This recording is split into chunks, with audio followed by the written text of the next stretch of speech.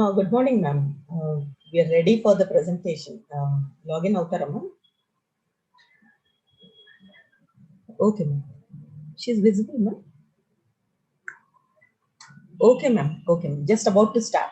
Yeah. Thank you, ma'am. Thank you. Thank you. Ma'am, she is logged in. Okay, madam. Okay.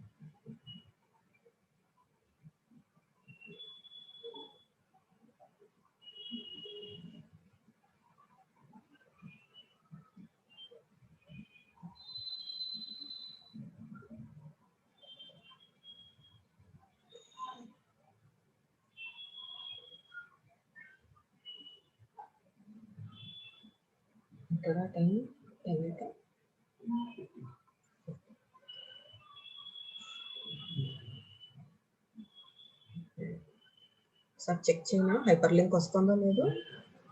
So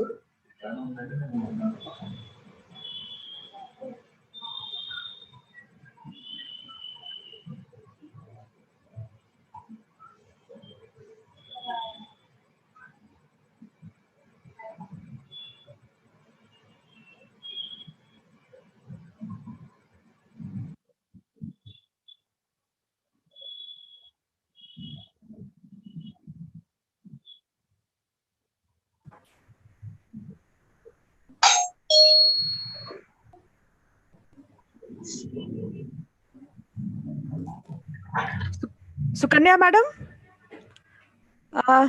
Hello. Yeah, I'm here. Good morning, ma'am. How are you? Yeah, fine. It's absolutely pleasure to have you here, ma'am. Yeah. In a short while, we will starting with the presentation. Sure. Okay, ma'am. Yeah. We are waiting for the external examiners and Vice Chancellor sir to join, ma'am. Okay, fine. Okay. That's nice.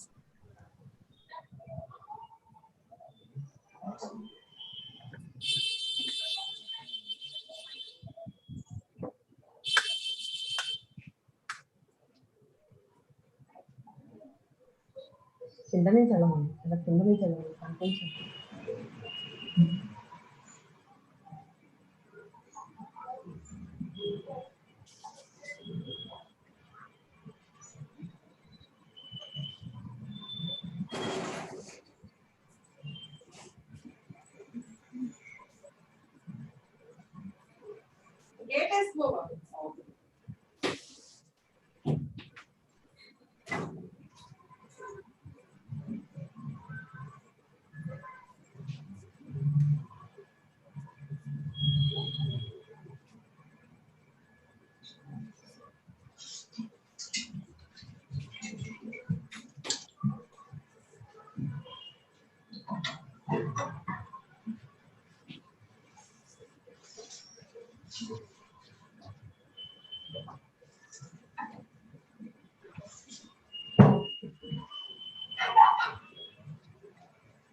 కింద నుంచి పో.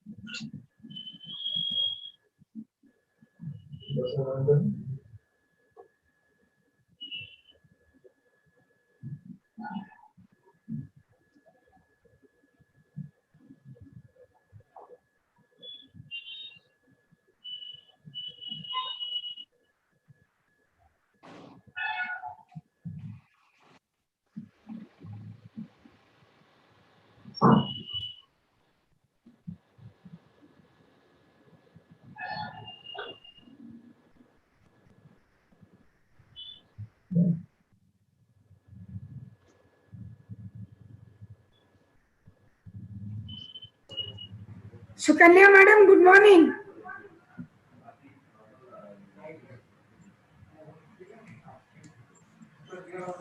She's unmuted.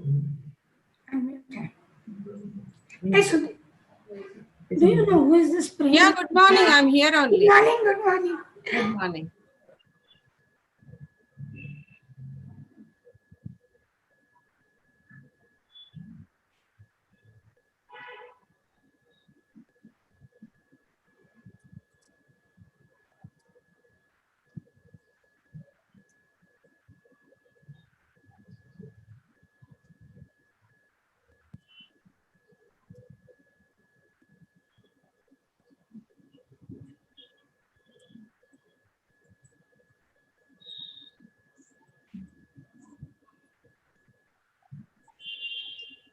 Minutes stop clock పెట్టుకున్నాను 30 minutes stop clock పెట్టుకున్నాను Good morning, Tripathi sir. Good morning, sir. 30 minutes.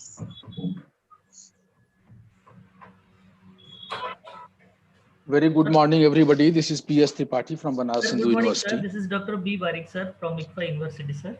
Good morning, sir. Good morning. How are you, sir? I am fine, absolutely fine. How are you? Fine, sir. Sir, we are waiting for VC sir to join and someone to join. Then we can start, sir. Okay, okay. I am completely ready. Right, sir. Okay. Right, sir. Okay. Sir.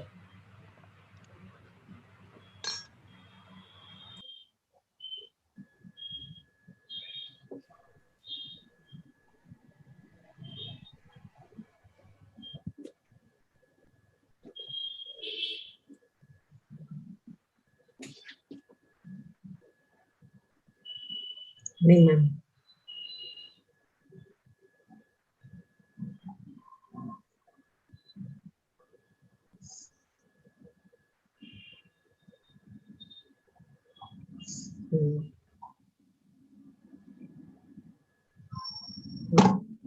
Yes, ma'am.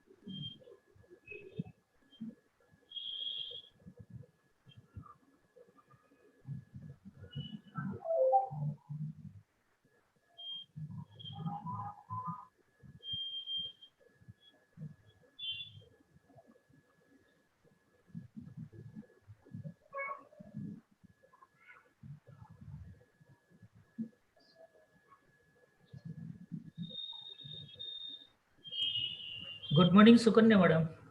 Good morning, sir. How are you, madam? Yeah, fine. Thank you. How is the situation in Hyderabad? It's fine. It is improving. It's fine, sir. Good.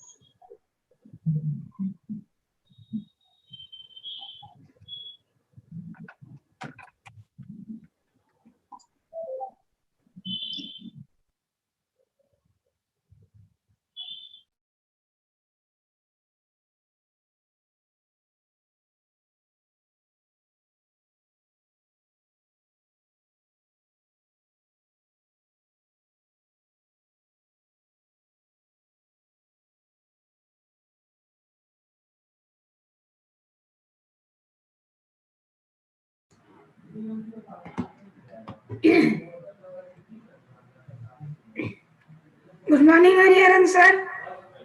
Good morning, madam. And very good morning, Madam Satyalaxmi. Wish you all the best.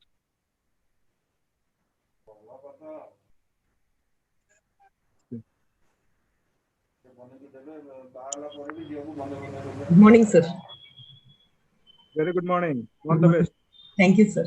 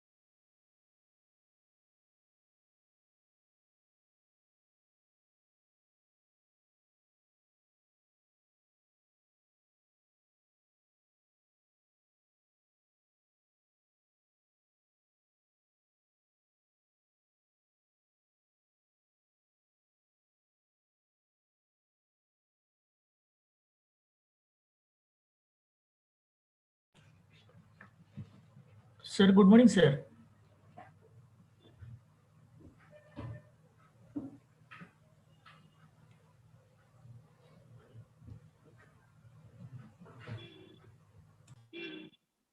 Very good morning to all of you. Good morning, sir. Good morning, sir. Good morning, sir. Good morning, sir. Sir, Professor Panda is joining, sir. Okay, fine.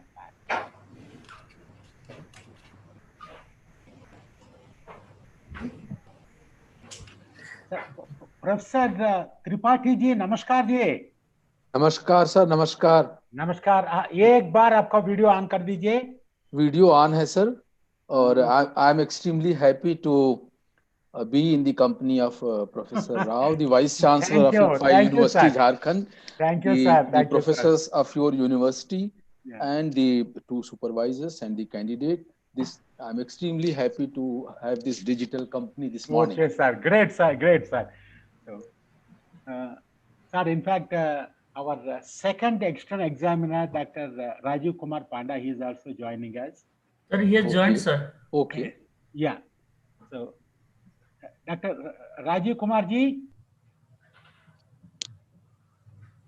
Yeah, I think you know. So, Dr. Panda ji. Sir, Good morning, sir. Good morning. Very good morning. A very good morning. So, a very good morning to all of you, and those of you that have been celebrating Lakshmi Puja, Lucky Puja. This is the second day of Lucky Puja, Lakshmi Puja. So I wish all of you very happy Lakshmi Puja. And, yeah, and I pray to Goddess Lakshmi ji to bestow us with happiness and health. See, a lot of people think that Lakshmi Mata is, you can pray only for, you can say wealth, Recording? Yeah. On? Yeah. So instead, in fact, see, as per the Vedas and as per the Vedic scriptures, sort of a Lakshmi is symbol of, the happiness, and not just the wealth, and the property. So I think, we pray, all of us pray to Lakshmi Mataji to give us and our families a continued good health. So far, we are all, doing well, and we would like to have a continued good health and happiness. So, and a hearty welcome to today's PhD Viva Voce by our scholar, Mrs. Satyalaxmi. And that's a very important topic, Nowadays, when we talk of professional education, the first thing that comes to the mind of everybody is, looking for a job. So now there, it's another perspective looking at, entrepreneurship. And entrepreneurship, and how to identify the entrepreneurs, very early in the game, in terms of understanding their entrepreneurial intentions. That's where Satyalaxmi has done, a good work, looking at particularly the graduating students, the engineering and management. Typically, they are the ones that go for internship. And as it happens in our university, the hallmark of our PhD program is, our program is only for the working professionals. It's a part-time program. And more than 2/3 of the PhDs that are conducted at our university, they are all interdisciplinary and the real-life problems. So, in fact, Satyalaxmi's topic also falls under the realm of, it's an interdisciplinary topic, and it's trying to address, a problem that we have got, in the industry, society, and the business schools or the engineering colleges. And another hallmark of our PhD has been, while we are very careful in selecting working professionals that have got a passion to do PhD, not just to acquire one more degree, we are also very careful to see that ultimately the stamp of approval for the PhD has to come for distinguished academicians. So, in fact, I underline that word, distinguished academicians. That's where, as a university and individually myself and my team, we put in considerable efforts to see a good match. So, in those old days, in my parents' Jamana and my Jamana also, they were all arranged marriages. Those days, my father used to look for so many parameters to find a match. So not only, in terms of the family, upbringing, so many things into that. So that is where, like our university also pardon me if I'm making a comment that we do a lot of due diligence in identifying the external examiners for our PhD, because after having done so much of a work, we believe it's only fair that we should have the examiners who come from, who have got a good domain depth, and they are very professional, objective, and distinguished academicians. So that's where I'm so delighted. Today we have got two distinguished academicians. Professor Prem Tripathi is the Professor, Dean, and Head of Department of Institute of Management, from the PHU Varanasi. And he has done a lot of work on the entrepreneurship. So in fact, Professor Tripathi ji, when I discovered you, I was very happy, because I was doing a lot of searching, to find. It's my pleasure. It's my pleasure, sir. So my hearty welcome to Professor Tripathi ji. And he was kind enough, despite his very busy schedule, he was kind enough to accept and to give his consent. Thank you, sir. Thank you. As an external examiner. And Professor Tripathi ji, like as I mentioned my mail earlier, like we have got a very close association with BHU for quite some time, not just now, for the past, I should say at least more than 5 to 6 years. So on one hand, it started with like Dr. Rajkumar. Now he has gone on deputation to Punjab University. So our first contact was with him, and he was also an external examiner for us, and he is also on our academic council, though he has gone to Punjab University. And last meeting he participated also. And apart from him, we have got so many kind of extra examiners. We have discovered from BHU in marketing and HR and now entrepreneurship and various areas into that. So like in fact, Ashish Bajpai is very close friend of ours, and a close friend in the sense he's a well-wisher, and sort of he, in fact, he was the examiner, extra examiner for some of our to that. So likewise, we have got our second examiner, that is Ma'am, I'm on mobile hotspot because there's a power down here. It's okay, don't worry. Ma'am? Yeah, don't worry, because those so I'm on mobile hotspot. I will share my screen again, ma'am. Yeah, so that's okay, sort of Satyalaxmi. So now the second examiner that we have got, external examiner, is Dr. Rajiv Kumar Panda, and he's also a well-wisher of our university. And he's a professor from and head of department of humanities and management from the NIT Rourkela. And NIT Rourkela and Dr. Rajiv Kumar Panda also, they have been associated with us. We are so happy that Dr. Rajiv Kumar Panda was an examiner earlier. And apart from that, he also has conducted various some programs for our PhD students, like on how to write articles for index journals like Scopus and other things into that. And Dr. Rajiv Kumar Panda also has done a lot of work in the area of entrepreneurship, and he has guided scholars, and he has written various articles, and some of them are on a similar topic like entrepreneur intention to that. So thank you very much, Dr. Rajiv Kumar Panda, for being kind enough to be the consent, to give your consent as the external examiner. So now, without taking more time, yeah, thank you very much. And also, like maybe with regard to the timing of the Viva Voce, we have to make it, to suit the convenience of our extra examiners. And though normally outside a 5-day week, today, in fact, our registrar was kind enough to make it as a working day. So today is a working day, so that somebody should not think that they are coming on a holiday. What we did was on 26th, we gave a holiday because Vijayadashmi was celebrated, on 2 days, 25th and 26th. So 26th, we gave the holiday. So today is a working day for us. So today, in fact, like as the distinguished professors and all others are aware, this is considered to be an open Viva Voce. So in the good old days, open Viva Voce means that, maybe all the people used to physically assemble. But today, thanks to COVID-19, I say thanks because, this is one area COVID-19 has helped in terms of making it a virtual world and trying to transform the education in India and higher education, particularly not only India, all over the world. So that's where, thanks to that, now, we are into a virtual world. So, sir, in fact, for the benefit of all of you that are participating today, while we are all participating on Zoom, we also kept it open to all of our PhD scholars across the country. They are participating, some of them through Zoom and some of them through the YouTube Live.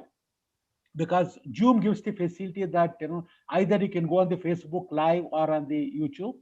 So we have kept that open. So in fact, today, I think a lot of people are, a lot of, research scholars and professors, supervisors, and some co-supervisors, a lot of them are participating in this. So with these few words, I welcome all of you to today's Viva session. And for the benefit of Mrs. Satyalaxmi, our scholar, as far as the Viva is concerned, the way we have been conducting is, we give 45 minutes for the presentation of your, whatever work that you have done, and where the focus should be a lot more with regard to sort of a starting with, your research objectives, hypothesis, methodology, then particularly with regard to the analysis of the kind of results and conclusions and interpretation. And while, in terms of the background, introduction, they are all important. And maybe I think, if you can focus a lot more on what is the work that you have done, I think that is something that is beneficial for this session today. And the 45 minutes, when once you complete that, then, the external examiners, Professor Prem Tripathi and Professor Rajkumar Panda, they will conduct the Viva.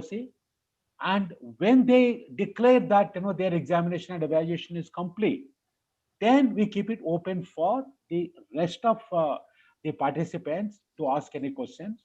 But at the same time, while all the questions, we expect the scholar to answer, they don't count as far as the evaluation is concerned. As far as the evaluation is concerned, it is limited to whatever be the sort of questions and clarifications or anything that is asked by both the external examiners.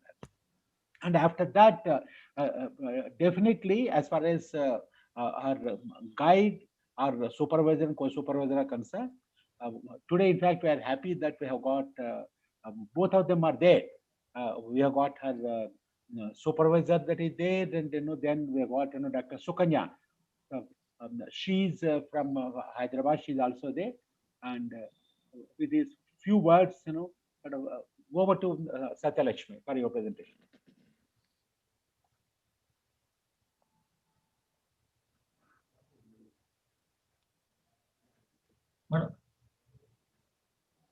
Good morning, sir. I will now share my screen.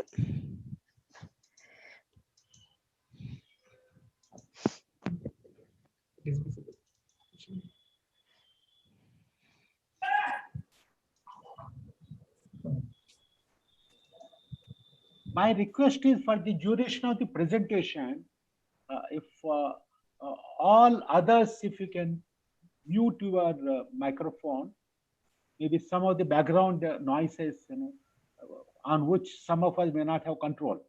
So those things we can avoid.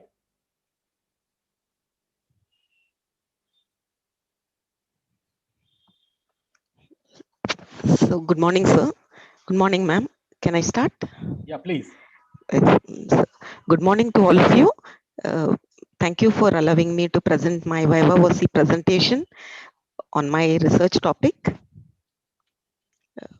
I am K. Satyalaxmi, research scholar of 2016 batch of IU Jharkhand Ranchi, and I'm going to present my few aspects of my work, which is titled Factors Impacting Entrepreneurial Intentions of India Millennials. It's a study of graduating students, and my co-supervisor is Dr. Sukanya M, and my research supervisor is Dr. Pallavi Kumari. Dr. Sukanya ma'am is from Hyderabad, and Dr. Pallavi Kumari ma'am is from IUJ Ranchi. This is how I've shaped up the presentation for today, starting with introduction, some basic concepts I'll be outlining, then going through the literature review with emphasis on the gaps, research questions, objectives, hypothesis, then some discussion on the research methodology that's been adopted, The respondents' profile will be discussed, data collection and methods, analysis, implications, and closing with limitations and future scope of the study. I enrolled in June 2016 and started my literature review that helped me to zero in on my topic, which the registration took place in May 2017. Then I did the pilot study which was approved by the committee, and I've moved along to the data collection in the year 2018 from February to October. Then that finally I finished my data collection and moved on to data analysis. And my thesis writing I began with the approval of the review committee again in October 2019. This is how I progressed through the work. I've received some very thought-provoking action report from the external examiners, which were very helpful and very thought-provoking. It made me sit and take a relook at my thesis, and I have taken actions on wherever it is feasible. The action taken report is presented here. Very helpfully, it was presented. The comments were presented chapter-wise, which helped me to do it. So these are the actions that are taken in response to those suggestions and comments. Chapter 2 and 3, these are the changes that I made accordingly. Chapter 4 and 5 also.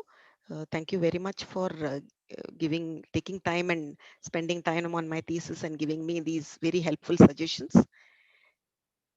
Now coming to the reason why I chose the topic, I've always had an interest in millennials, the group of population that are born between 1980 and 2000.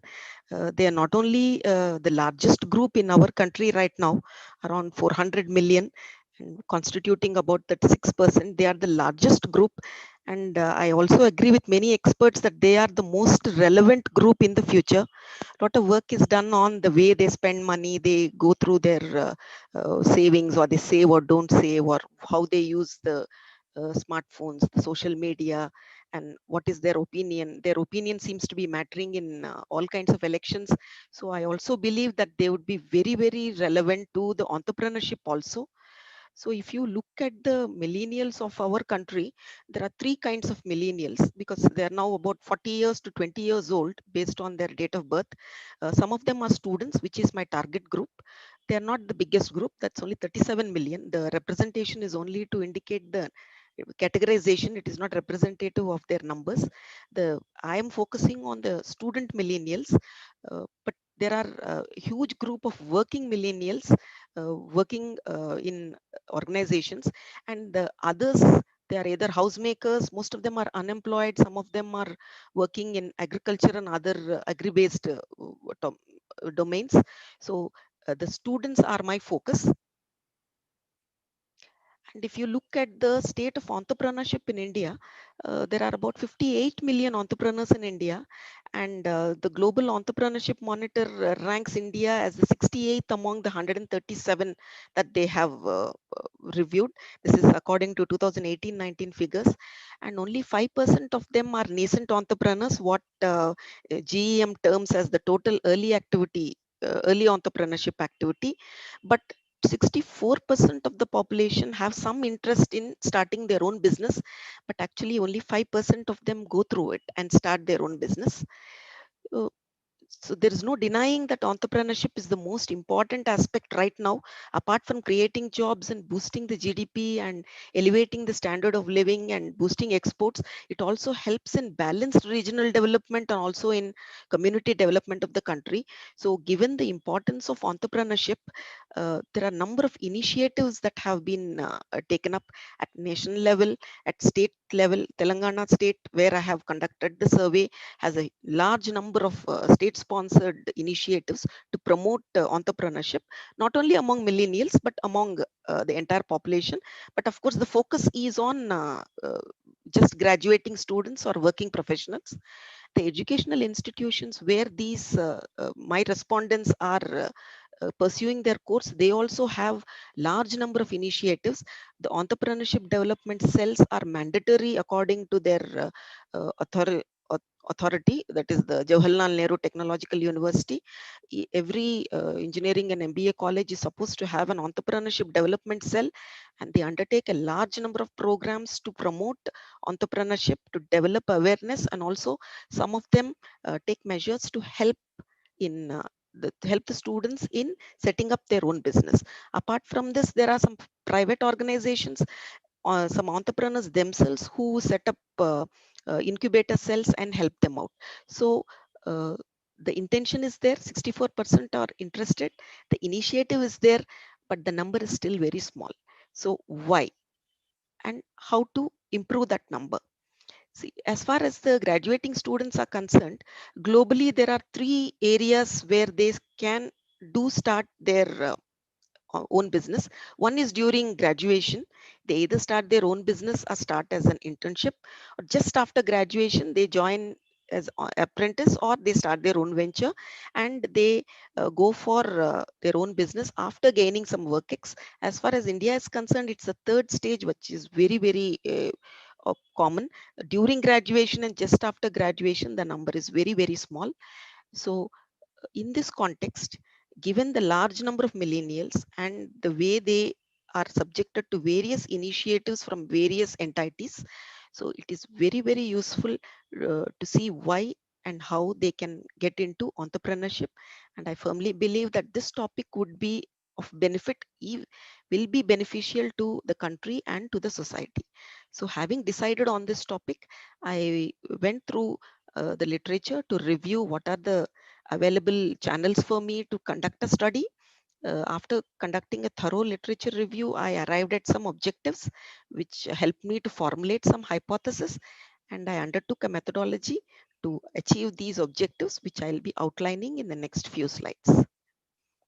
The literature has a large amount of research papers, thesis, conference papers, and other articles which are written by eminent scholars.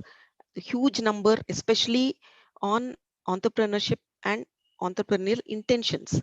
But I have picked up only those which use theory of planned behavior. There are other papers which use other models to study entrepreneurship, but I believe that TPB is the theory of planned behavior is the most suited for my target population. So I have picked up those articles.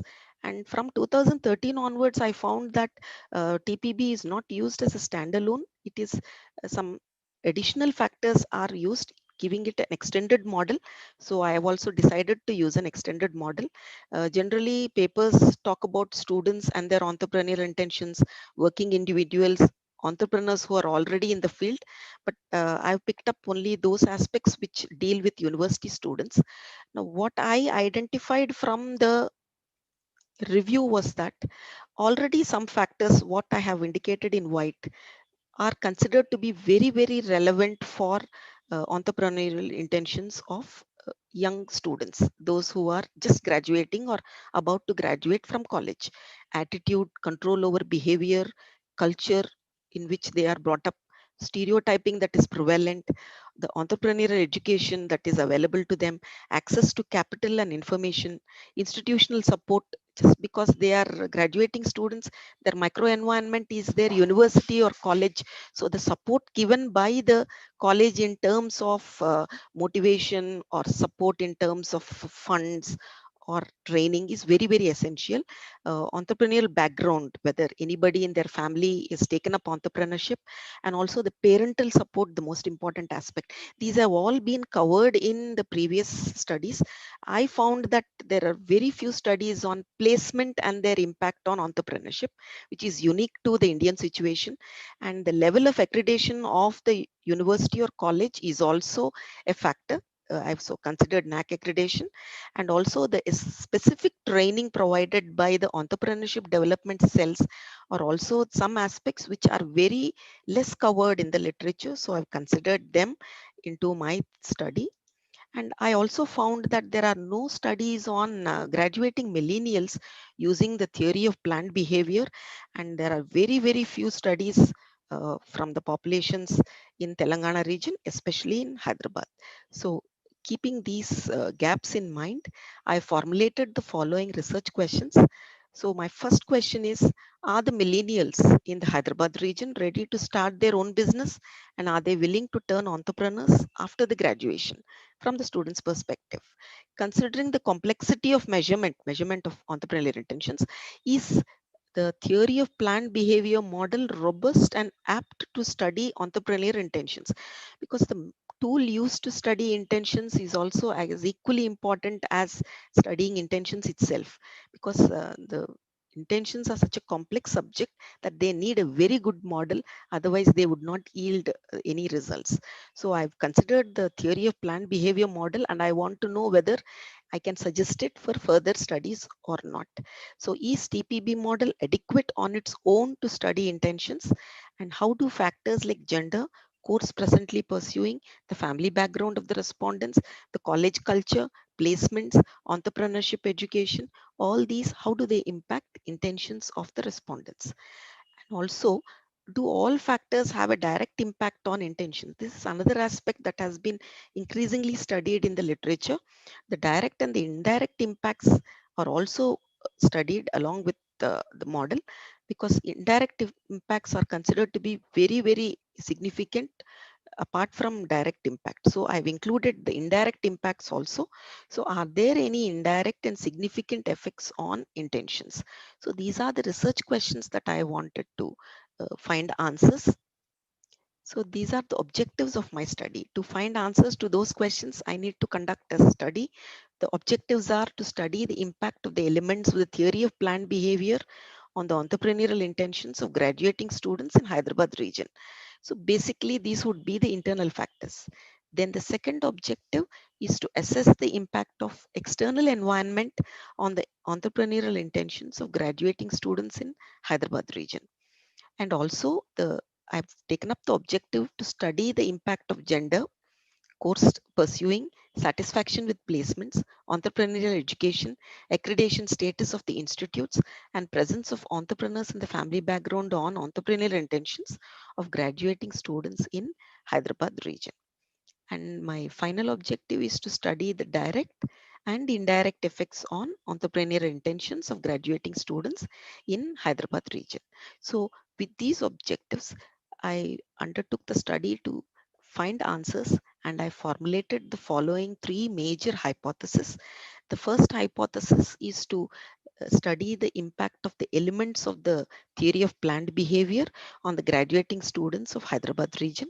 My second hypothesis is to study the effect of independent variables on the entrepreneurial intentions of graduating students in Hyderabad region, and whether they can be influenced by a mediating variable. And my third hypothesis is to study the effect of the elements of TPB by the theory of planned behavior due to various moderating variables. They have various sub-hypotheses. So the methodology adopted to achieve these objectives and to test these hypotheses is detailed here. The target respondents are the students pursuing their final year BTech and MBA in Hyderabad region, Telangana. The reason to choose final year is that usually engineering students are subjected to various campus placements during their 3.1, 4.1, 3.2 and 4.1. So they are already thinking about their future employment or what to do in future. The career choices are made, or some kind of foundation is made to make a choice of their career. And MBA students are also in the same stage where they make a career choice. So to study their intentions would be very, very meaningful, because they're already planning their future. And also I have considered all the engineering colleges which are affiliated to JNTU Hyderabad, and MBA colleges which are affiliated to Osmania University. And since one of my objectives is to study the effect of NAC accreditation, I've also considered those colleges which have some level of, right from A++ to B accreditation from NAC. Those number of colleges are quite few. There are about 70 of those colleges in Hyderabad region, in the area where I'm targeting. These engineering colleges, the number of students that graduate every year is around 1 lakh, and 10,000 MBA students graduate every year. So this is the size of the population. I've adopted stratified random sampling as my technique, and I have calculated the sample size. So a sample size of 753 is considered to be good enough. And I have collected the data using the questionnaire method. The questionnaire had two parts, one comprising of general questions, including the demographic variables, and the second part based on variable specific question. I've used a 4-level Likert scale, starting with strongly disagree to and disagree, going through agree and strongly agree. The questionnaire was administered directly, and wherever Google Forms were administered through the college intranet, I administered them, and I used SPSS and Smart PLS 2.0 packages to analyze the data. Before going on to the main study, I conducted a pilot study using 60 participants, 30 engineering and 30 MBA students. The questionnaire was administered directly to them, and there were 60 questions that were drawn from the literature, and based on the comments and the results of this questionnaire, I made some changes and I incorporated that into my main questionnaire. 60 questions were there in the pilot study. Some questions based on the response that I got and the comments from the students and from the experts who went through this questionnaire, the HODs of the department, entrepreneurship cell in charges. Based on that, I removed some items, and I now have 47 items in my main questionnaire. The 5 Likert scale I converted to 4. Some changes were made in the wording of the questions because they were not able to understand. Some items were removed because of very low loading, 0.3 and less loading was seen in while analyzing these items. So they were removed, and the final questionnaire had about 47 items in it. Now the sample collection I administered to 11 colleges.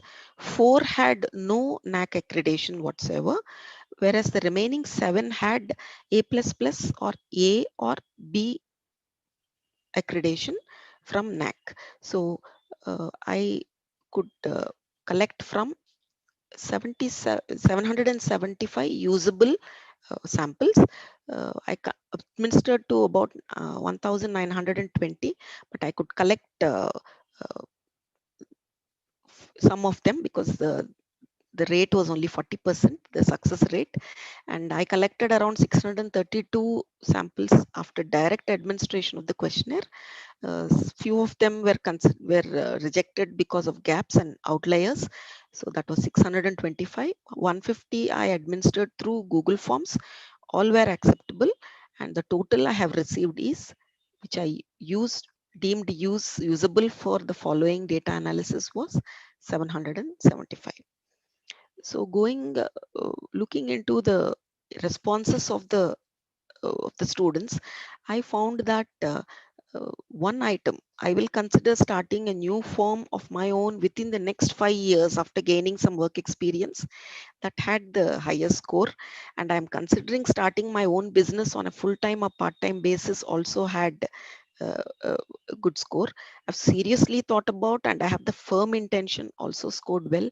I will consider within 1 year of completion, and I have decided to start a new firm of mine. These had very low score. I will join family business, had very little score. I'm confident that I will join with friends is something that many students did not agree with. So this is regarding the dependent variable of my questionnaire. Now coming to the profile of the respondents, this is the location of colleges in Hyderabad from which I collected the data. Tried to collect from geographically all over, but due to certain constraints like permissions from the colleges and availability of the students who were busy with some activity or the other, I could collect from these 11 colleges. I have more male members than female in my sample. The engineering and MBA students are more or less, slightly more MBA students, but almost similar.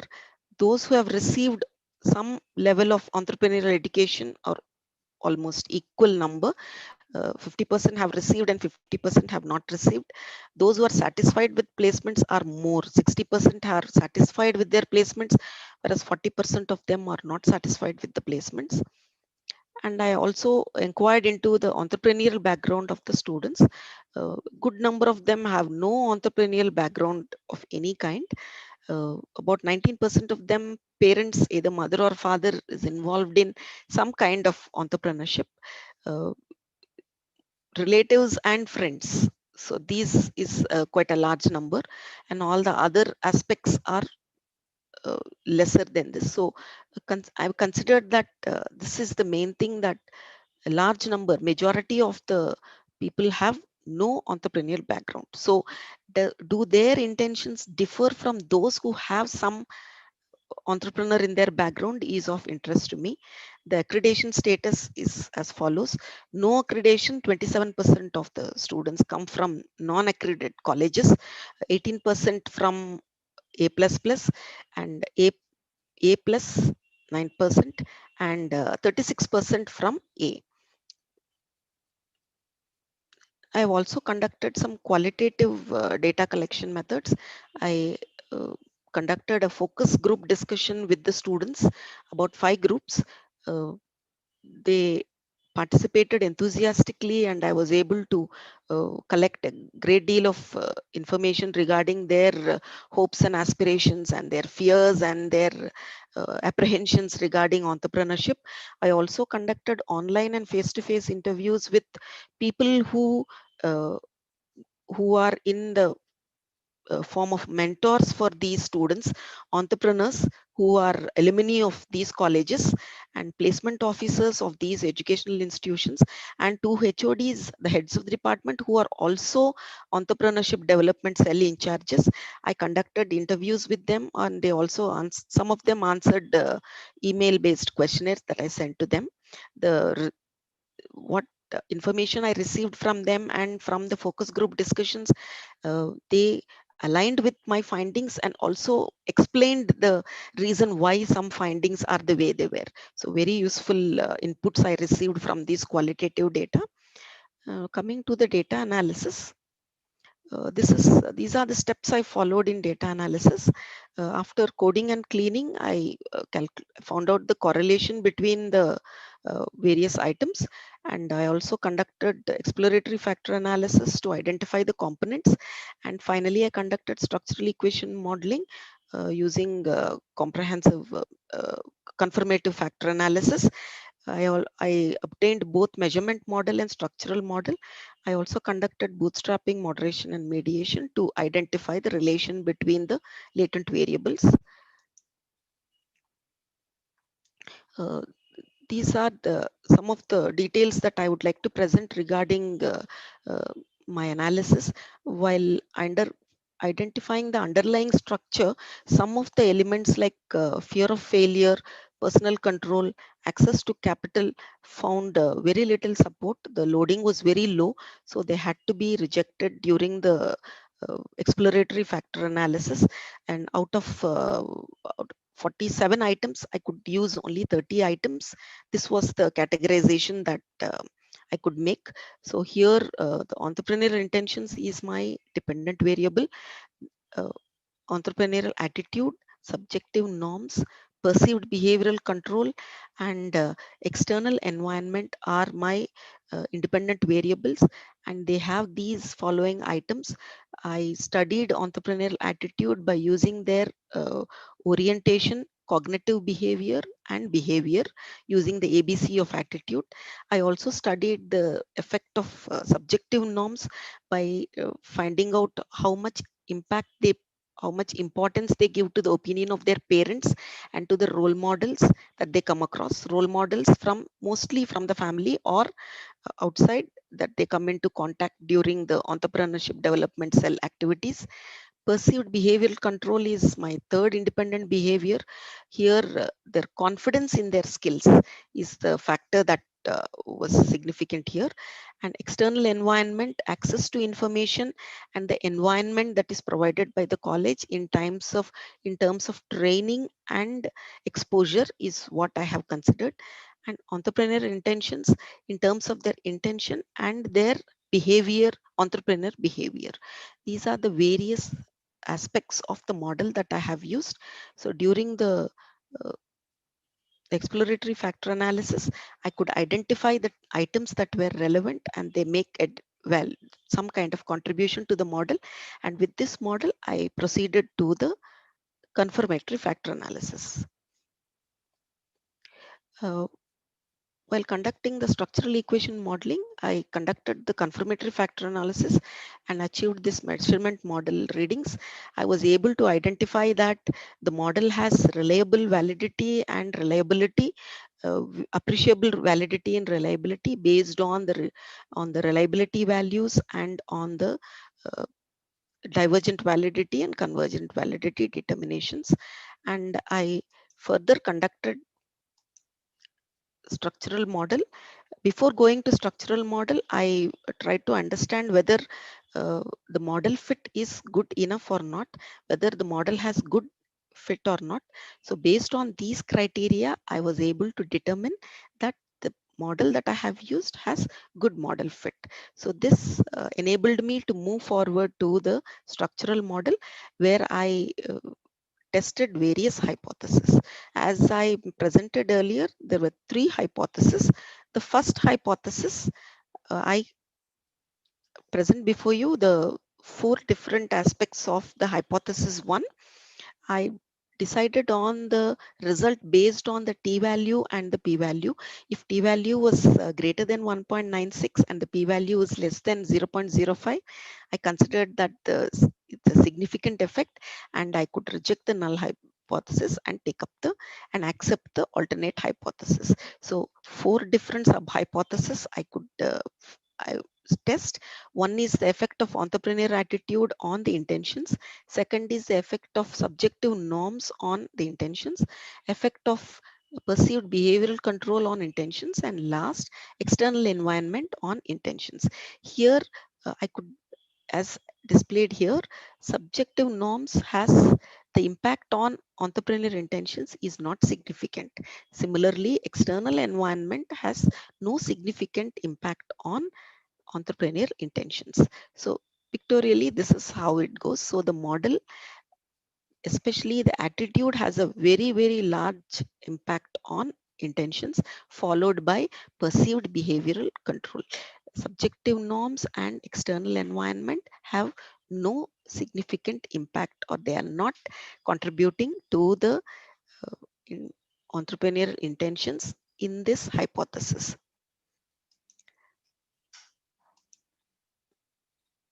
So the smart PLS diagram I have presented here, running this I was able to identify the B values. So based on the B values, I am able to identify that attitude has the largest impact on entrepreneurial intentions. So perceived behavioral control comes next with 0.249. Both are significant. So this leads me to the question of then what is the role of subjective norms on and external environment in the model?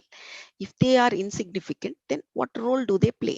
So going through the literature review, I found that though they do not have any direct significant influence, they do have an impact, a very significant and important impact in the mediating process. So my second hypothesis discusses the various mediating aspects.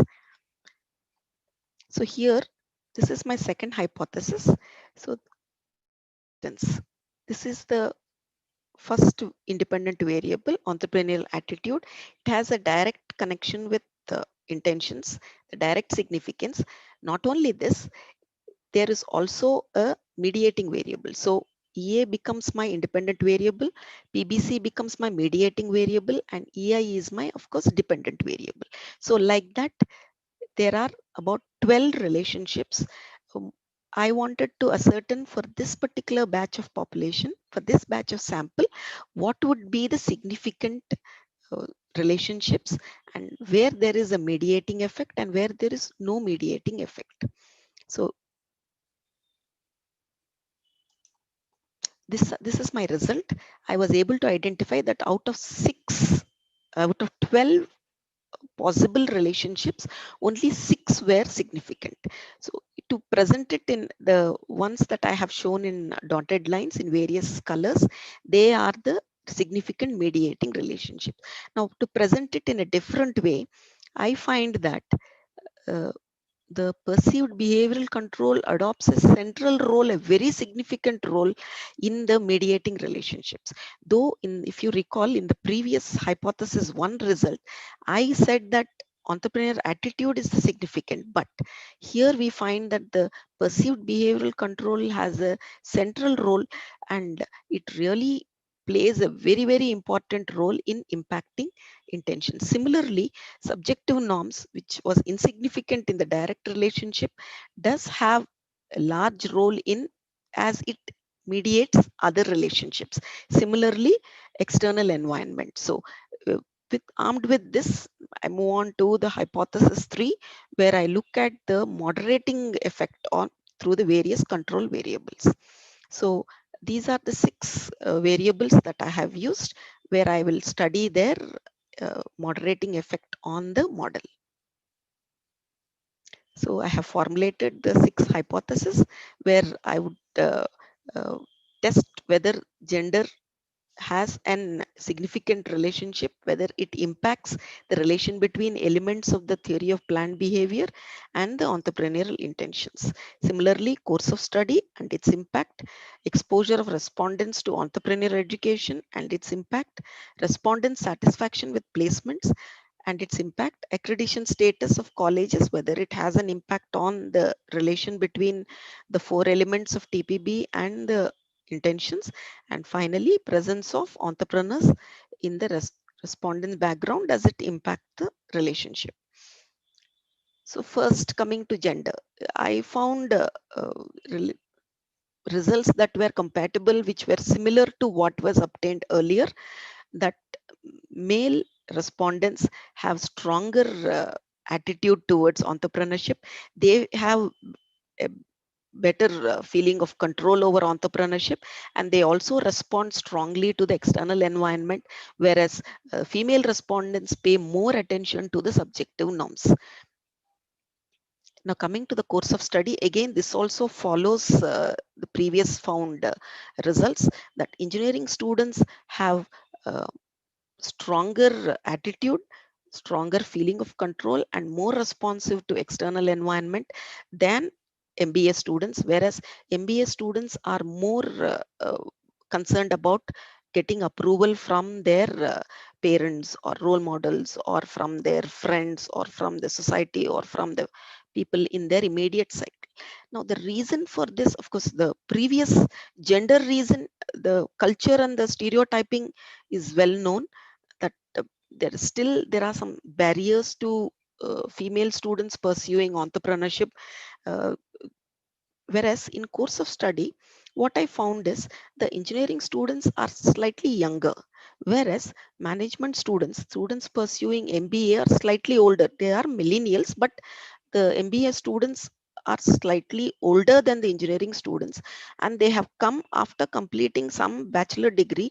So most of the students who join MBA, at least in Hyderabad, are doing so with the aim of finding good placements in good companies. So employment is the main purpose of joining MBA. So probably the results explain this aspect. Whereas engineering students, because they are young, and also the curriculum is fashioned in such a way that they are very keen on starting something on their own. And also I was surprised to understand that the MBA students have a compulsory elective of entrepreneurship, but that doesn't seem to be impacting it. Whereas for engineering student, the entrepreneurship in, at least in Hyderabad colleges, it's not mandatory. It is an optional elective. So So this leads me to make some final conclusions here. If I were to pick up on those group of students who are more likely to start their own business or get into entrepreneurship, male engineering students would be my first bet. And they will be more receptive in terms of intentions, and they are the most likely group. Whereas the male students who are pursuing MBA program are the next, and they need some measures to build up confidence in skills because their PBC levels are because of their values, they have moderate confidence in their own in their skills. And female students pursuing engineering are better than female students pursuing MBA. The female students pursuing MBA are totally dependent on their family and parental support, and they are the least likely group, and they would need maximum support from all entities if they are going to start a own business. Coming to the next moderating aspect, exposure to entrepreneurial education is the next parameter. I found that those who do not have any exposure to entrepreneurial education are having the strongest attitude. And similarly, those who do not have any exposure to entrepreneurial education are also not much, they are quite concerned about approval from the parents and other members of the society, whereas those who have received entrepreneurial education have strong confidence in their skills, revealing that entrepreneurial education is making some kind of impact. External environment has no impact. Probably the entrepreneurial education is common. The curriculum and the way it is imparted to the student is similar in all the colleges, so I could not find any difference in the external environment. Coming to the satisfaction with placements. Now, this is one factor which I was very much interested to find the results. Here, those who are not satisfied with placements, here I need to make a point that many of them have at least attended one interview and their campus placements. The students whom I interviewed and given the questionnaire, administered the questionnaire, they have at least attended one interview by the time, because my testing took place around 4 months. So they had attended at least one placement, and they had an idea what was going to happen to them, or what is going to be the situation. So I did not ask them about their actual placement, because the progress, it was still in progress, but whether they were satisfied with the placement process or not was the question. So those who were not satisfied with the placement, only had a stronger attitude towards intentions. And those who were satisfied gave most importance to the subjective norms, indicating a lot of parental pressure to obtain good jobs in good companies. And those who were not satisfied showed great confidence in their own skills. And again, external environment had no significance. Accreditation status, those who have some accreditation, the attitude was strong, showing that these institutions taking various initiatives has really proved successful in improving the intentions of the students. Now, coming to the presence of entrepreneurs, it did not make any impact. There was no significant change in the attitude of the students, whether they had entrepreneurs in their background or not. And those who had no entrepreneurs in the background were not much worried about the approval from the family. But those who had entrepreneurs in their background had strong confidence in their skills. And external environment, obviously, they were more concerned. Wherever there are no entrepreneurs in the background, they depended on the on the college or the institution to provide them with the necessary inputs.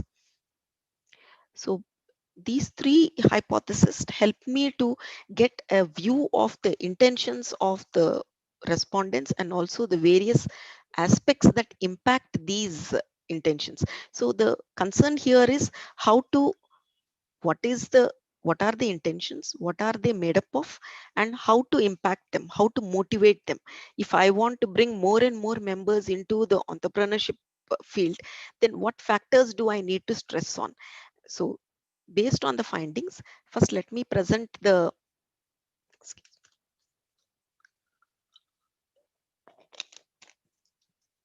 the focus group discussions that I had with various respondents, I asked them questions like, have you seriously thought about starting your own business? And what are the promoters and barriers for starting the own venture? And why do people start their own venture? And support of family, and also how much they would have control over their own decisions. So here, most of the students felt that entrepreneurship involves high risk and innovativeness, and but they felt that entrepreneurs are well respected, and their friends and family keep asking them for advice, so some kind of a respect in the society. And many of them said being an entrepreneur means not having a boss, so having a boss is considered to be something not satisfactory, so it was a condition that they wanted. And they strongly felt that entrepreneurs will help society and country, and if they get a good job in a good company, the parents will be happy. So this parental pressure was coming out very strongly, and it's also better to start online than to team up. They're aware of the online opportunities. And the interviews with various entrepreneurs also uh, uh, through light that entrepreneurs are advising the students to get some valid work experience before embarking into the entrepreneurship. And they say it should not be forced, that should not be some kind of compulsion should not be there, and they should take it up on their own. And they were very happy with the entrepreneurship development activities being undertaken by the colleges. Now, coming to the findings. Now, what do the millennials think about their own intentions? They are very keen on starting their own ventures, and they feel that starting their own ventures will give them great satisfaction, and it's the best way of using their education, which is a very, very positive aspect. But they do not want to take it up just after graduation. They want to uh, gain some work experience, and only then they want to take up their business ventures. So they are on the lookout for both opportunities and resources. And whether the theory of planned behavior is a good model, it's apt model for measuring entrepreneurial intentions. I have understood that it is an appropriate model, it is robust, and it has a good model fit. Though the subjective norms and external environment relationships are insignificant, this is not indicative of a poor model fit. It only indicates that indirect effects are also significant, and the extended model has provided additional explanatory power of explaining the intentions. Now, looking at the attitude of the millennials, uh, the attitude has an important role in building intentions towards the entrepreneurship. Previously also various previous literature has also shown that attitude has great significance in shaping and bringing about venture creation. And strong attitude helps in overcoming the fears of risk and fear of failure, and also helps in overcoming possible parental and societal disapproval towards entrepreneurship. So it is there. The cultural aspects cannot be denied. There is some parental disapproval, especially some of the students were coming from backgrounds where they getting a job is essential for the improvement of the family's economy. So those people, even if they have good entrepreneur ideas, they are compelled, or they feel, it's not somebody is compelling them, they feel they have to take up the employment for a few years, then maybe go in for entrepreneurship. Even those who have ideas, some of them had good ideas where they can set up online businesses, they have to overcome parental and societal disapproval. For this, the attitude helps in overcoming them, and it plays an important role, especially if an attractive and alternative career choice is available. They see the other students getting good jobs with good pay packages, so it is an alternative career choice, so they have to take a call whether they want to go in for a steady job with a steady income, or they want to get into entrepreneurship. Again, the attitude will shape that thought process. And role of perceived behavioral control, it's second to the attitude as a good predictor of intentions, but it has a central role in mediating. And see, it's very difficult to impact attitudes. Instead, we can motivate, or we can increase or improve intentions by uh, impacting perceived behavioral control. When students' self-confidence and their skill sets improves, the confidence improves and the perceived behavioral control also becomes stronger. You can do this by providing a lot of opportunities in projects with entrepreneurs, or small internships, or having workshops or internships with entrepreneurs who are alumni or non-alumni, where they can get a hands-on experience of what goes into starting their own business. When we do, and we also help them in with projects where they can get a feel of how to get the supply, how to work out the supply chain, how to access the markets, how to get the funding, then how to manage the employees, how to start all these things, how to register, what is the role of IPR, what happens to your patent, what do you do, how to get funding, how to approach an angel investors, seed capital, all these things. They need some inputs from the institute, especially their colleges. That will go a long way in boosting their PBC attitudes. It's very, very difficult to change attitudes by directly doing any initiative. I firmly believe it is the perceived behavioral control which can be manipulated, and it is well within the purview of the academic institutions and other entities, and they can bring about this change. Coming to the role of subjective norms, though statistically insignificant, it is vital in understanding the entrepreneurial intentions. And also it reflects the existing cultural environment in which the respondents exist. Especially those, as I mentioned before, MBA college students join for the campus placements that are provided by the college. So making them interested in entrepreneurship would require very, very innovative initiatives by the college. And also this subjective norms, it provides evidence that the support for entrepreneurship is not as forthcoming as expected. There's a lot of hype about successful entrepreneurs, both male and female, but if you really go to the nux of it, parents prefer that's their children to go in for a steady job rather than to get into entrepreneurship. And this is, the students are also aware of it. They openly said, my parents will not support me. They will say, why you want to lose money, or they will not be forthcoming in their support. Some of them, even though they are entrepreneurs, will not support. That's what I got from the students during the focus group discussions. And if there are expectations from the students in terms of employment or higher studies, it would be difficult for the student to garner enough support for his entrepreneurial intentions. So here a very strong attitude would help. The individual may channel the creativity in a different direction, or he may simply wait for more opportune moment to realize his or her entrepreneurial intentions. And the students were very clear, especially the female student, that it's more difficult for female students to get approval from parents, and it's very difficult for them to take up any own venture creation without the approval of parents. Okay, points towards this particular role of SN points towards the need for introduction of role models. The insignificant external environment relationship is indicative of lack of positive environment towards fostering the entrepreneurship in colleges. This is so this is a statement that many of them accept in private but refuse in public. But this is what I could judge from the various conversations that I had.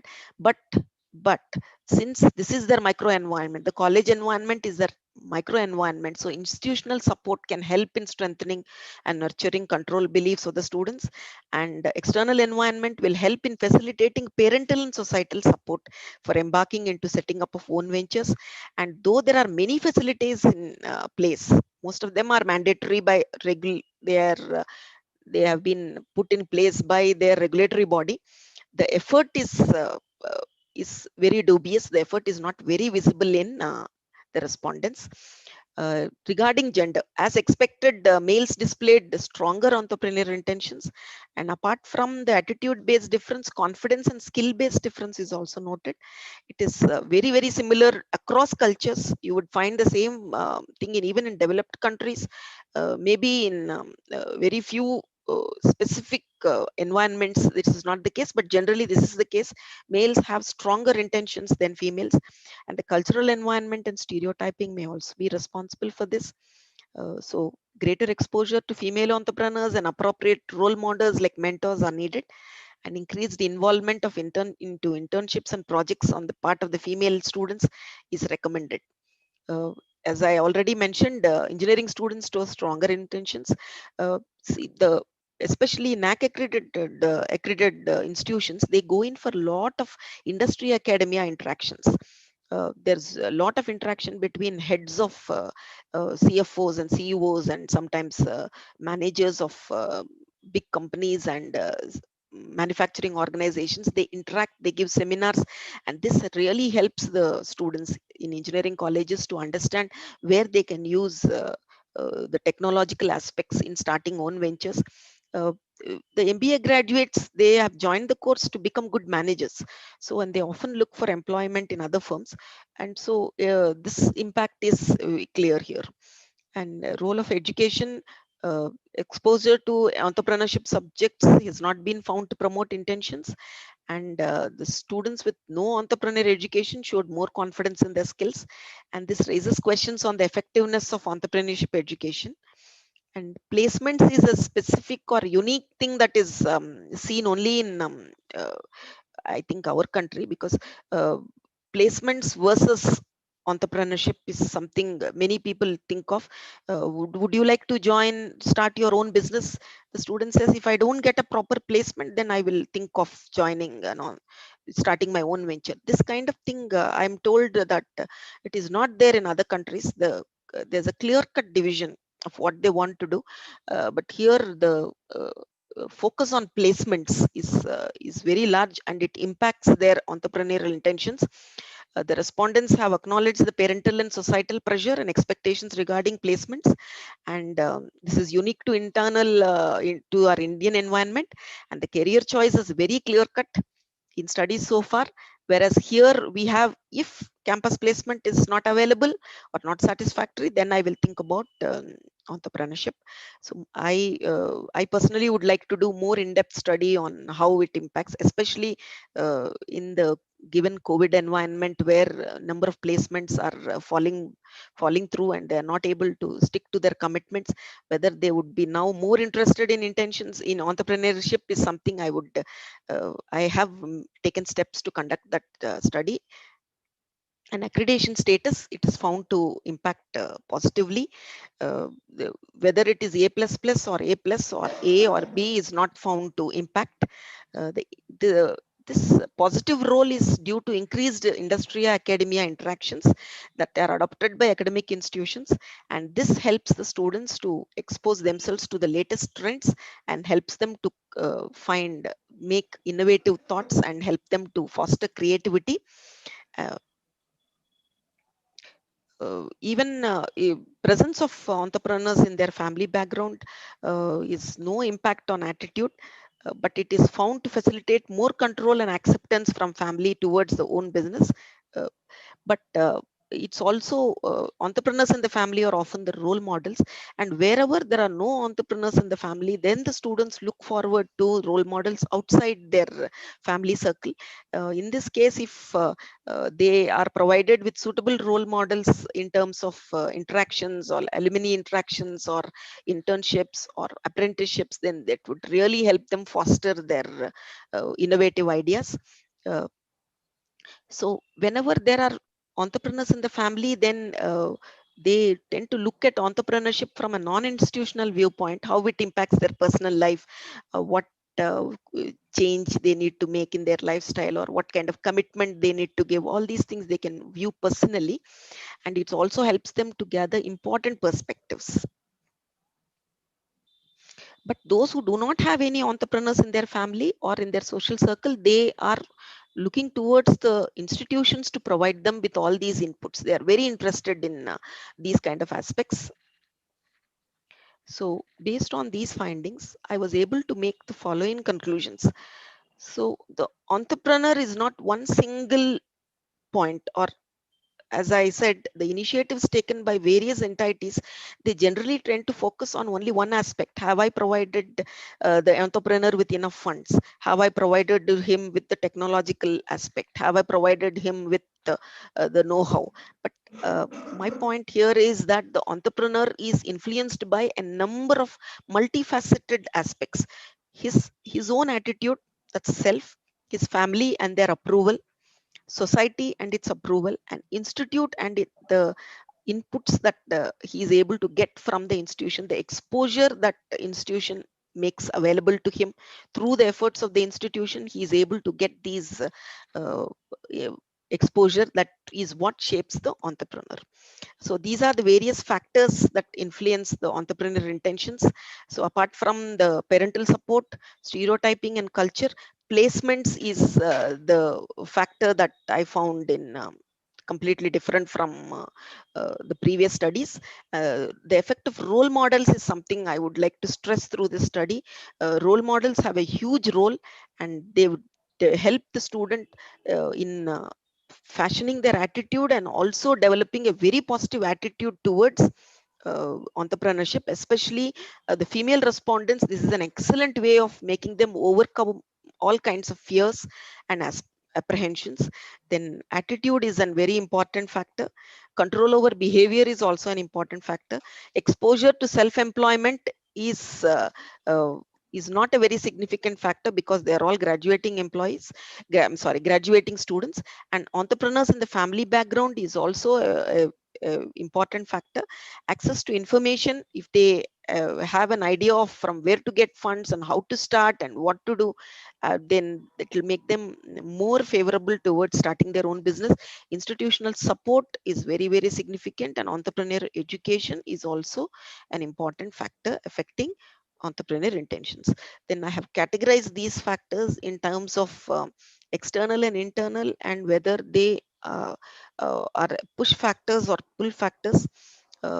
I've found parental support to be an external factor, and it pulls the a kind of a negative influence. If there is parental support, well, they go forward for it. But if there is no parental support, then they tend to have a less inclination towards entrepreneurship. Similarly, role models is also an external pull factor. Attitude is an internal pull factor. Control over behavior is also an internal pull factor. Exposure to self-employment, presence of entrepreneurs in the background, access to information, and institutional support are all external pull factors. Exposure to entrepreneur education is also an external pull factor, whereas availability of alternate employment is an external push factor.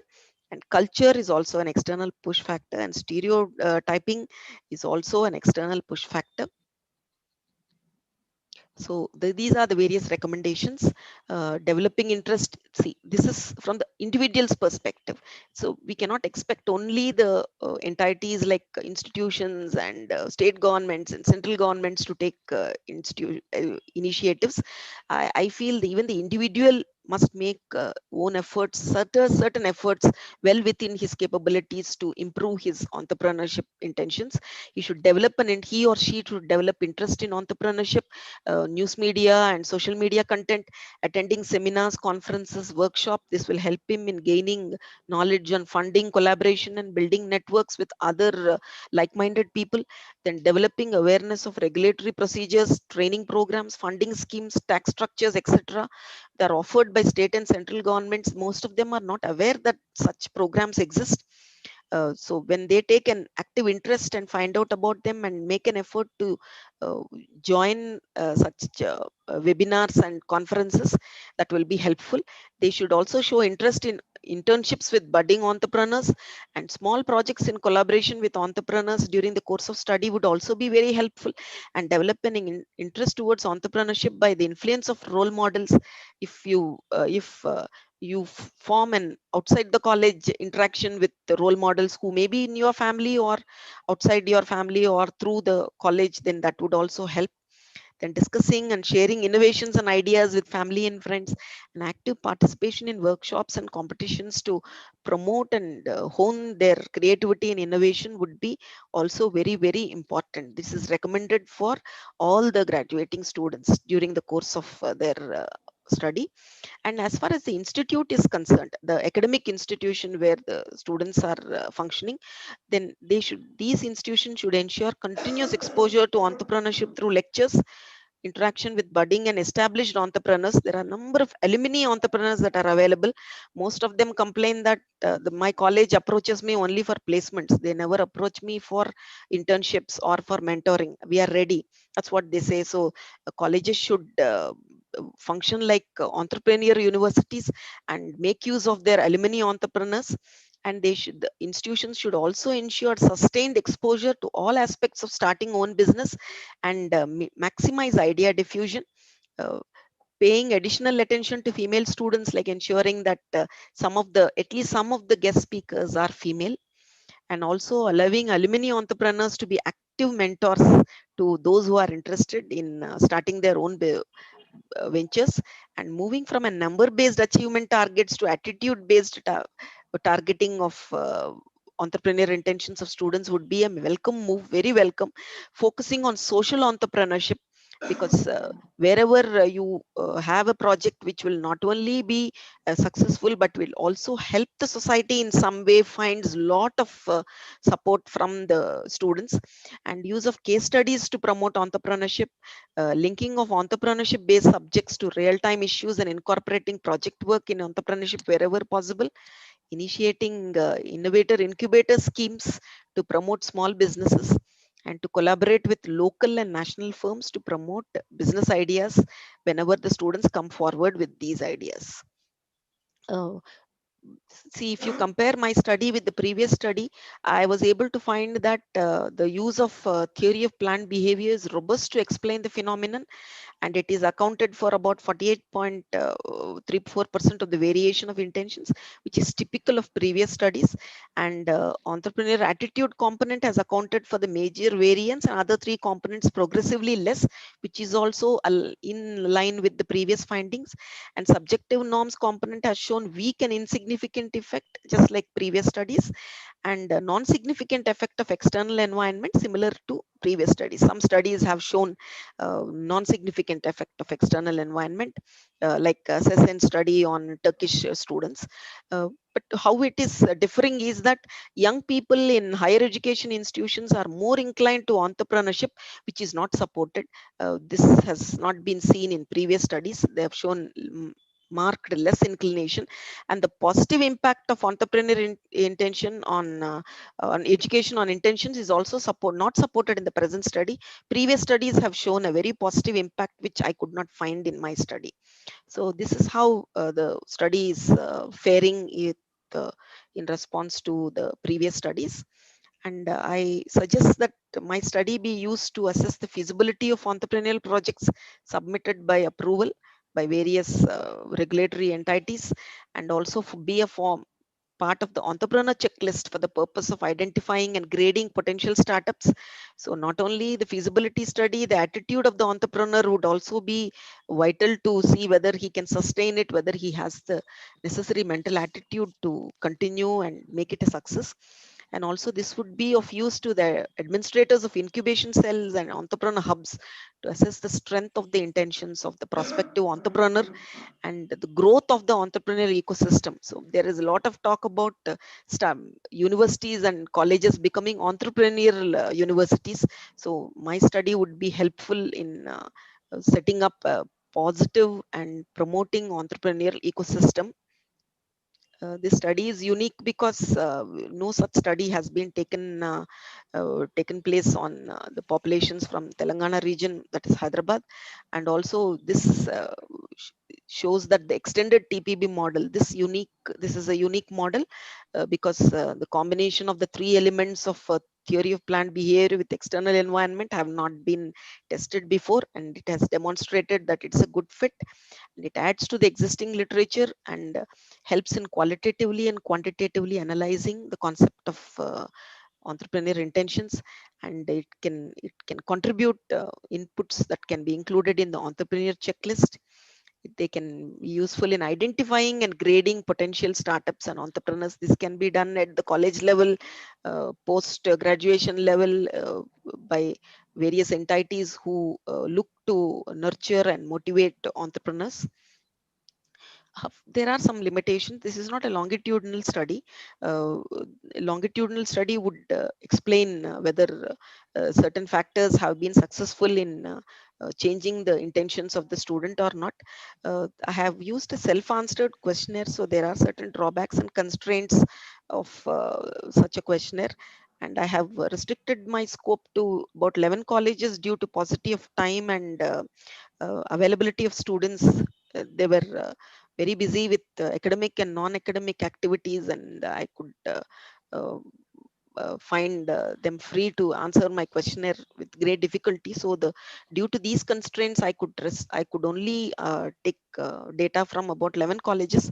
If time permitted, I could have gone to more colleges, and I have restricted myself to engineering and MBA students, whereas other groups like pharmacy and law are also considered to be very good in terms of entrepreneurial intentions. So given a chance, I would also take up those students and analyze their intentions.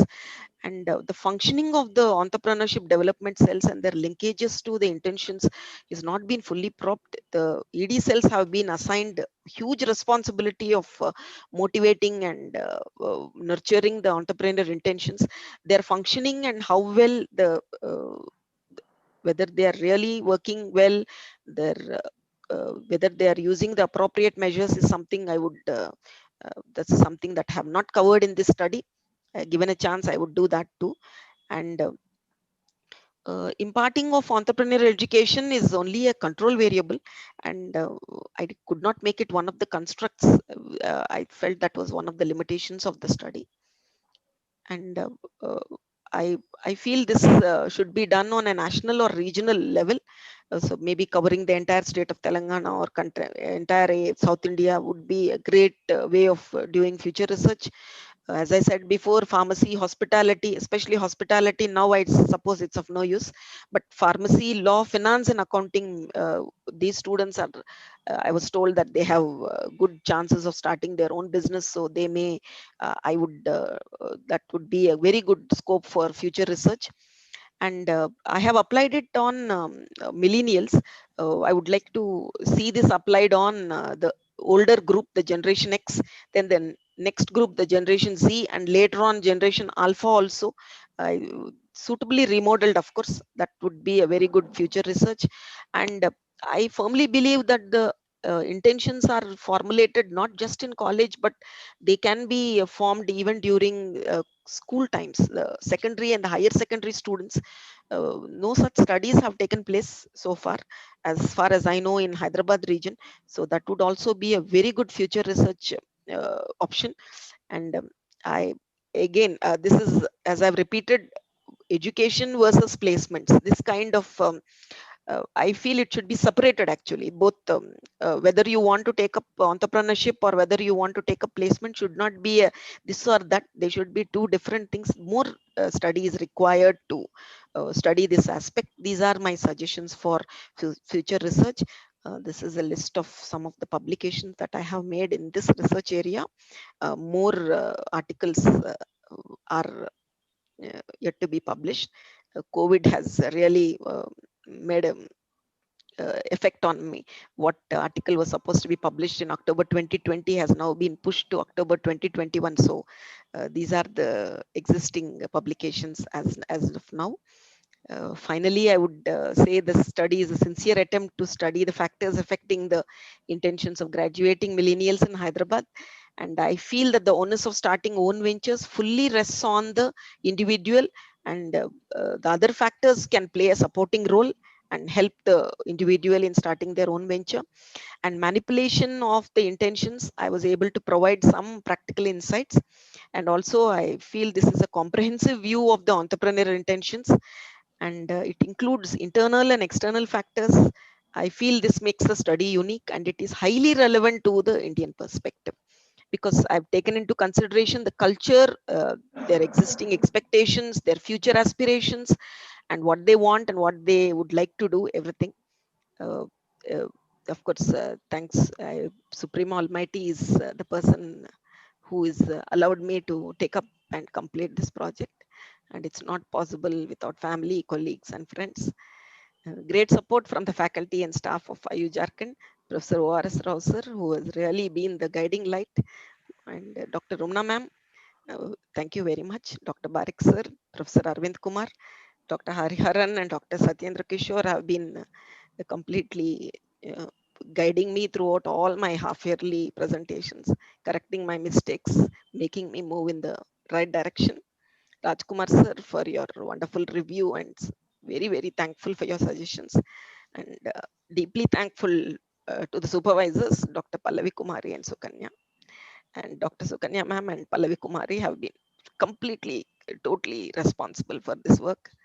And all those who have directly and indirectly lent a helping hand. Thank you, sir.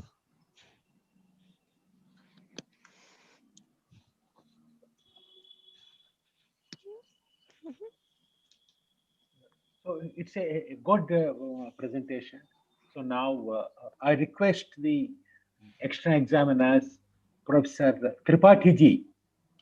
So maybe Sir, can conduct the Viva Voce. Sir, Yes, sir. if you permit me, Yes. I request Professor Rajiv Panda to start the Sure, sir. discussion. Okay, Professor Panda, please. Yes, sir.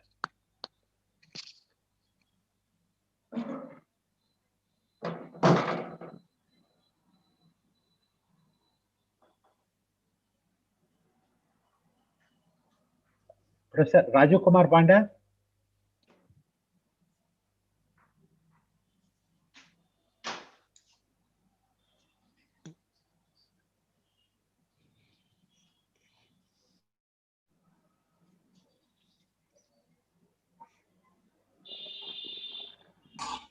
Yes. Are you able to listen to me, sir? Yeah, we are able to listen to Please, you. please See, go ahead.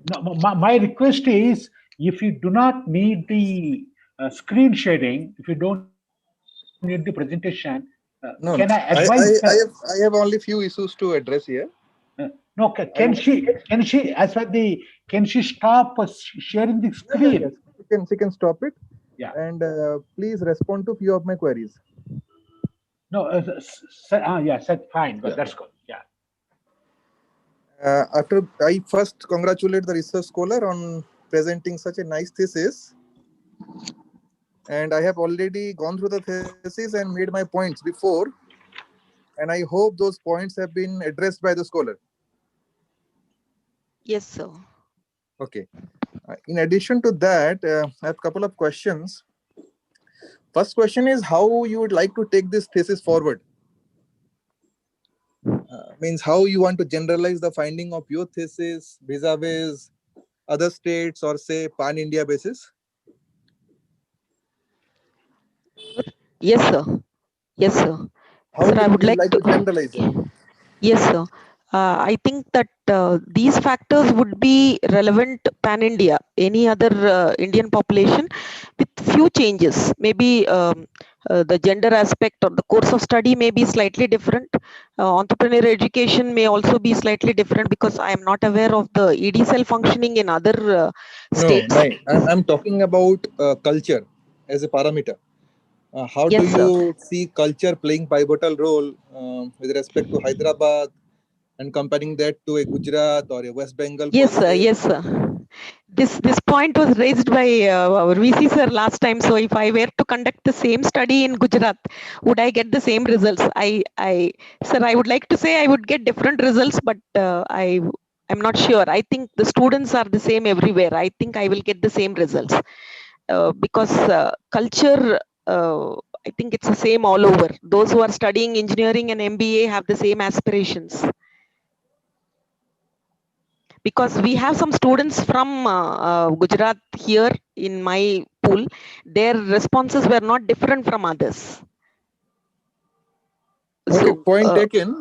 My next yes, question is, when you are writing limitation of the study, when you have made your own research framework, like you will going to choose MBA student and engineering student, it cannot be a limitation because it was your choice only. And at the end of the thesis, you say it's a limitation. So it is not going nice with research framework. You're getting my point? Sir. Who has chosen this sample population? The research scholar. You will going to choose MBA and engineering student, was your choice. But at the end of the thesis, you are making it a limitation. Okay, sir. Yes, sir. I get your point. Which are uncontrollable factors during the course of journey of the research.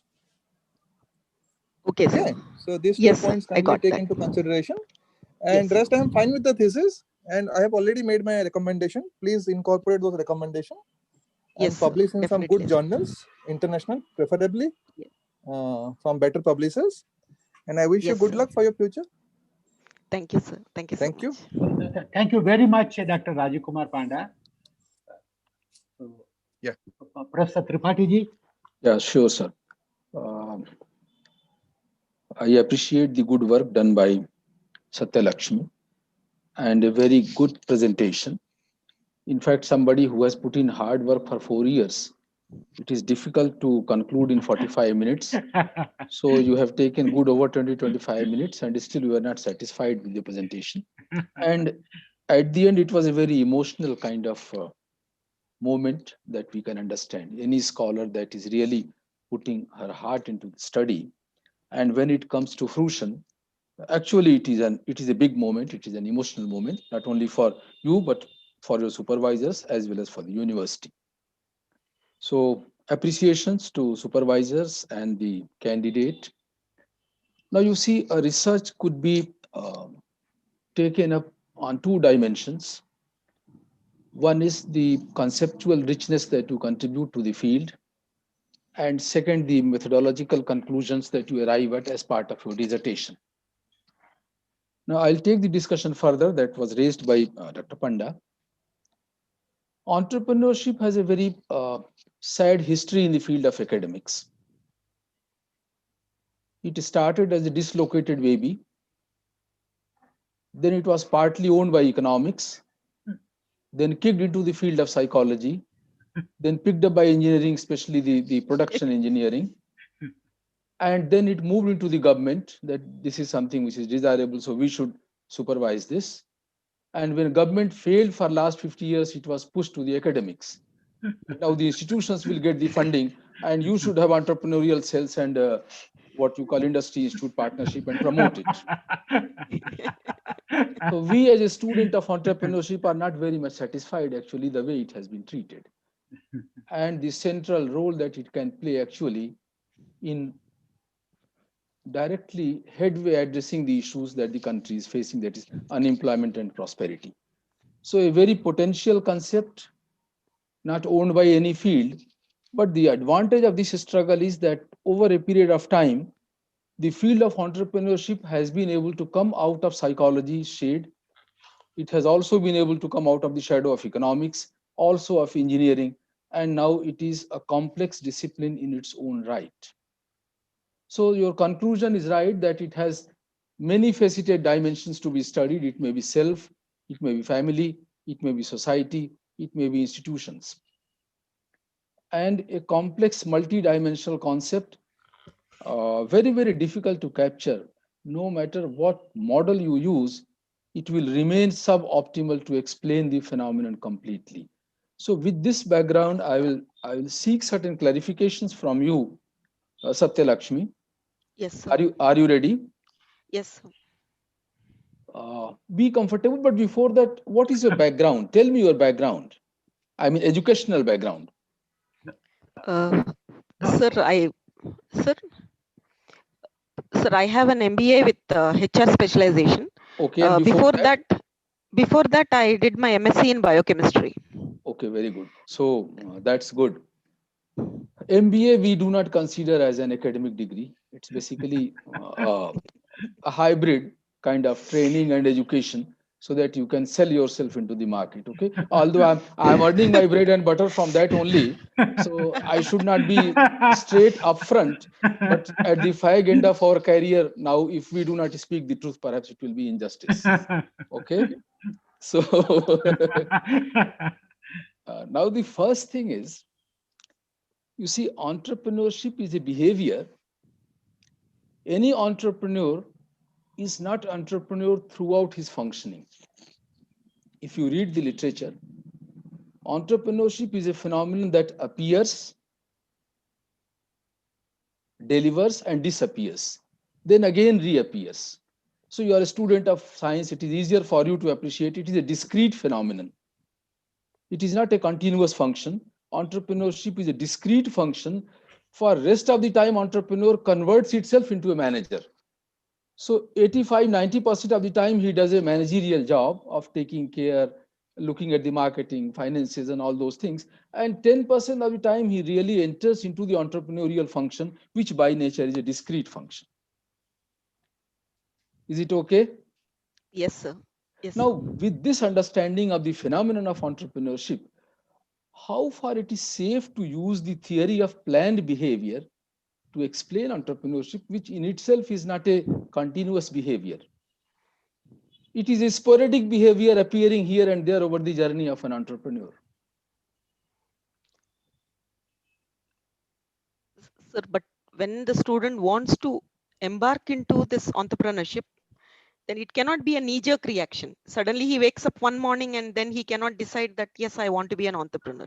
Somewhere consciously or subconsciously, it has to be planned.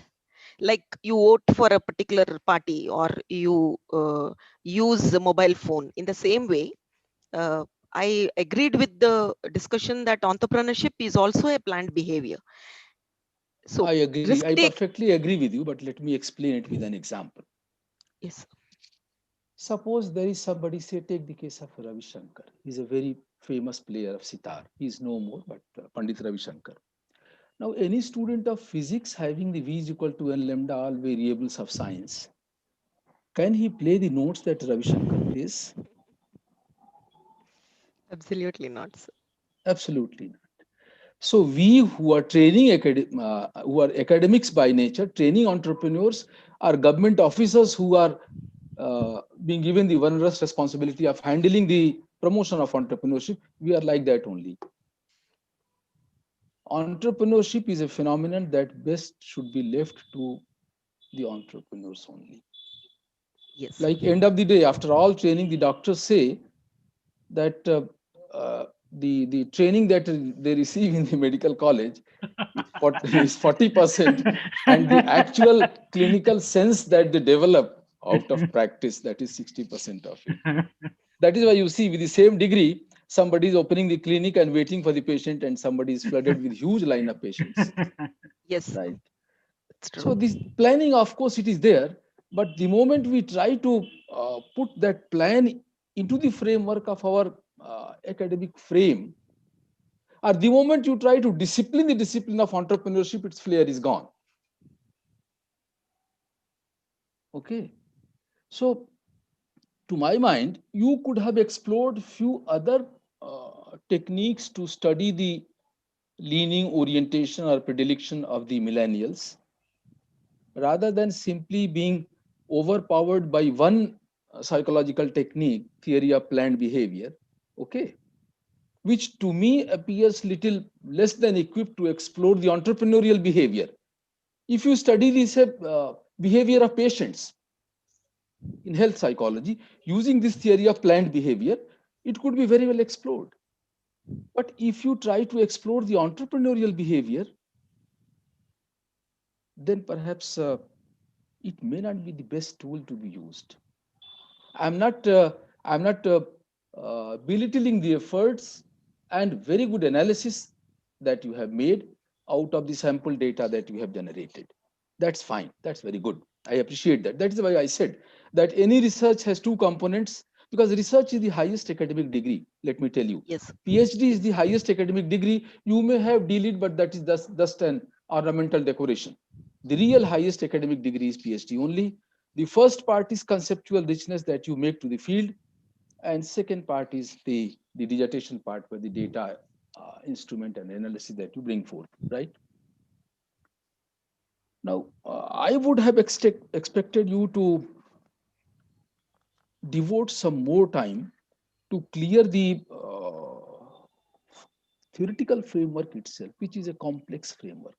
You may come to page number 4 if you have got your thesis. Do you have a hard copy, or you have soft copy Yes, only? sir. Yes, I have a hard copy, sir. Okay, so come to page number 4. Actually, you see, the basic work of suggesting and guiding is of the supervisors. So when we write our report, we write a clean report, but given the opportunity for Viva Voce, we feel our responsibility to point out many things which are conceptual gaps. Okay.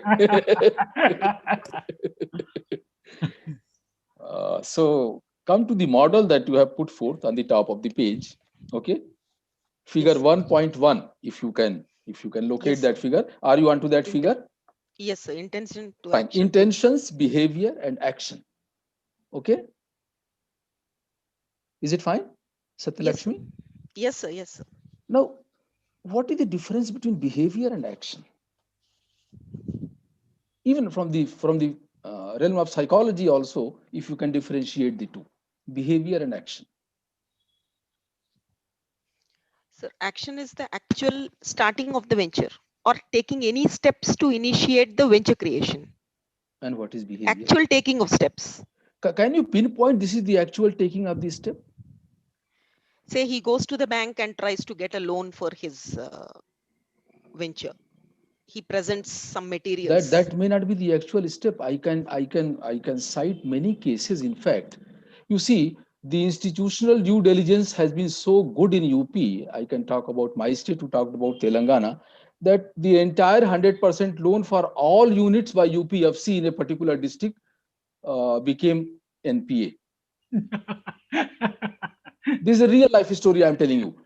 Yes, sir. What kind of due diligence they made, I do not know. Yes. This is the far eastern district of the eastern UP bordering Bihar. I'll not name the district so that I remain safe.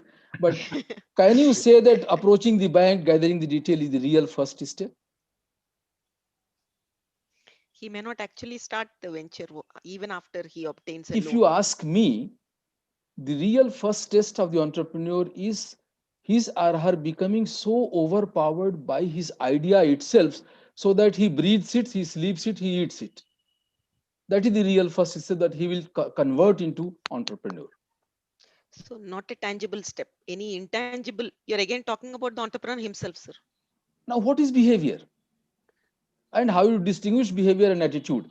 And how do you say that attitude is precursor of behavior?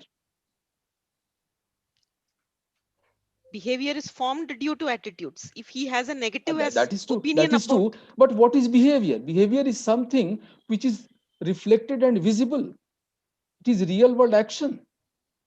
not necessarily. I may have a certain opinion. I may not express it due to certain reasons. So that is not Say I may behavior. have, It is only at opinion level. That is not behavior. it will be manifested. Behavior is it has to be manifested, right? You use the right Yes, word, sir. manifestation. Manifestation means what? It has to come to the actuality in the real world. That is what action is. I mean, I have But to how go do to you college. identify? Huh? Sir, how do you identify whether the particular student is going to start a venture or not? Any individual, from talking to You him, yourself his have behavior. answered. You yourself have answered this by making a distinction between attitude and intention. You are talking of intention. That means intention is a step further of attitude according to you, isn't it? Yes, sir. What is intention? Yes, sir. What is intention? So given the right opportunity, again, the comma is there, sir. It is not action. The step No. before action. Agreed, it is not action. But what is the journey from attitude to intention? What transforms attitude into intention, if at all it is a psychological stoppage between attitude and behavior? Many factors, sir. It cannot be one single factor because forming an attitude is a very difficult aspect. So many things. It could be right from this childhood. No, be pinpointed on the issue itself. What is the Yes, sir. distinction between attitude and intention, behavior and action? Because that is your first model and that is your core model. So attitude is what he thinks about entrepreneurship. Whether he wants to do it or not may not be involved. But I take whether it, he although psychologically that may not be the correct definition of attitude, but I take it that, okay, what he thinks is an indication what of he attitude. thinks. Now he That thinks can 5 change. things at a time. Should I go for placement? Should I appear for civil services? Yes. Should I become Yes, sir. entrepreneur? He thinks 5 roads at a time. That is why So the thinking process is a complex, entangled process. Okay. yes, sir. It is So quite possible. he develops clarity about at least 1 or 2 roads. So he decides IAS is not possible, placement I'm not getting. So maybe I've seen this person doing well. That's the Okay. general way the students have responded. So I've Okay. seen this person doing well. He's coming from a background which is similar to me. He also has so many loans, but still he has taken it up. Role model influence, and then he decides it may be a good option for him, but he has to overcome certain oppositions from himself, his own inadequacies, and his own No, that is tensions. fine. That is fine. You see, unless you clarify the terms that you are using and basing your model upon, okay, I'm talking from your model only. What is Yes, sir. attitude? You should be absolutely clear about. You have said that attitude is not thinking, because thinking may have many conflicting dimensions at the same time prevailing in your mind. Okay, your mind may be a cluttered mind. Okay, so attitude, you mean something different. I do not know. I'm only trying to decipher your understanding, and then you are using intentions. That means attitude and intention are the two different things psychologically. So naturally, I'm trying to understand what is intention. What is it that transforms an attitude into intention? Because simple psychological model is that attitude leads to behavior. Behavior is Yes, sir. manifested. Behavior is not in mind. Behavior is It's manifested. manifest. Manifested means either manifested means 5 indriyas that we have, we are taking help of them. Only then you can manifest it, right? So either I'm speaking, either I'm using my hand, or I'm using my legs to run away, whatever it is, right? So that is what action is. Manifested behavior is actually action. So that first line itself needs little deeper clarification. Okay, I mean Yes, research. sir. I should. This is not to be taken into your context. You have made a very good work, good effort, sincere effort. You have put in your heart that I could appreciate from your presentation only. But usually, what happens? We pick up a model, we pick up a tool, and then we use some data, process that data with the help of software, and naturally we'll come to some conclusion. That is it. That is research. But the first part of research, Satyalakshmi, to me is more important, that you are able to visualize clearly. Okay, and if I do not know if after doing your PhD you are going to come to our field of academics, then this is more needed. If somebody is a practitioner and wants a PhD only to increase his scope for consulting business, that I can understand, that's fine. Okay, we are also then lenient.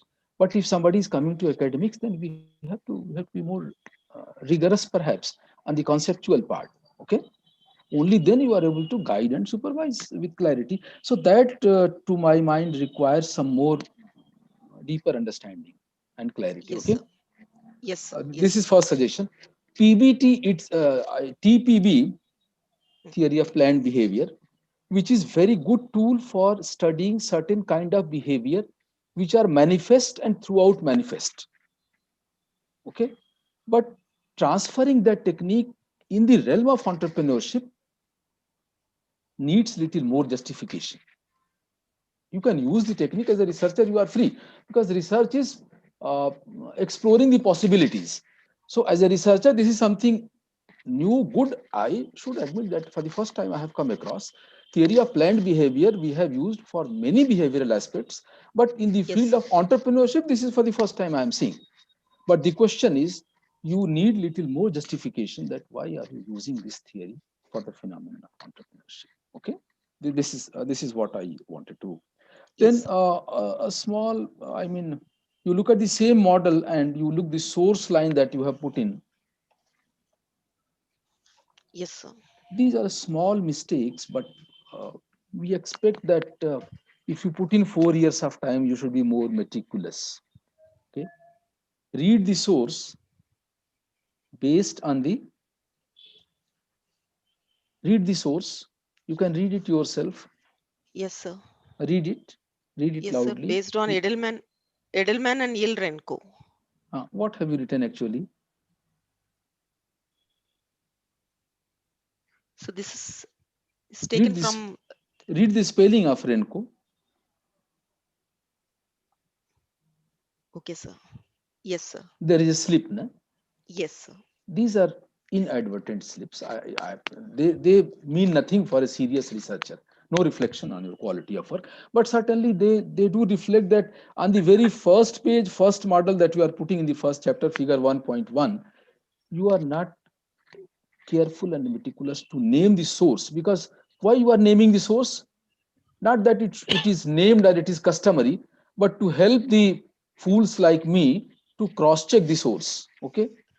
So I'm cross-checking and then I'm finding that no, the name itself has not been spelled correctly. Okay. Although in the subsequent paragraph, you have put it in a correct way in the bracket, that's fine. So I mean, a researcher should be, because this is one document which will be kept in the library, other people may be referring to it time and again. So it creates some kind of confusion. They may not be getting you directly your number to clarify that, madam, ye bhool se ho gaya hai ki ye sach mein hai. है ना?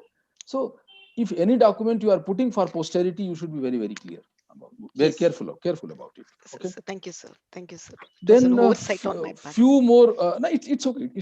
We don't take it that seriously, but usually we expect. Okay. Now a few more things I would like to ask. Say, for example, 4-point Likert scale. Methodology, I won't ask. Dr. Rajiv Panda has already asked questions. And in fact, it appears to me that he has given you some suggestions, but I have not given. Usually, I do not give any suggestion in the report, because many institutions, including IITs, that becomes that puts the candidate and supervisor in some difficulty. So since the reports are many times publicly presented and read out in the open Viva Voce, this is how I do it. But the point is, you have used 4-point Likert scale. Yes, sir. Usually the Likert scale is 5-point and 7-point. Okay. Yes, sir. You may use 4-point Likert scale. What do we call that? The basis. No, that is a forced Likert scale. Yes, sir. You are forcing it to be a Likert scale, because Likert scale assumes that attitude is a continuum. From strongly disagree to strongly agree, it is a continuum. Attitudes are evaluative statements in continuum. Okay. That is how the basic book of psychology defines attitude. So if they are in continuum, somewhere the neutral point will come. You may denote it by any term depending on what dimension of attitude, whether it is quality, whether it is intensity, whether it is something else that you are assessing. Okay. So excellent, good, fair, poor, very poor, whatever it is. So fair here is a denotion of the neutral point. Okay.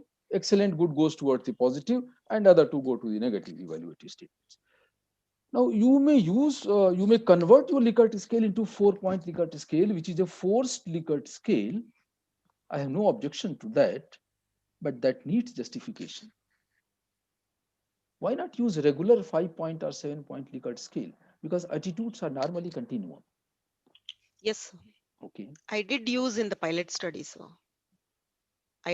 My pilot study had a 5-level Likert scale. Okay. Then I got the feedback from the students that they don't understand what is neither agree nor disagree. They are equating it to I don't know, which is not acceptable to me.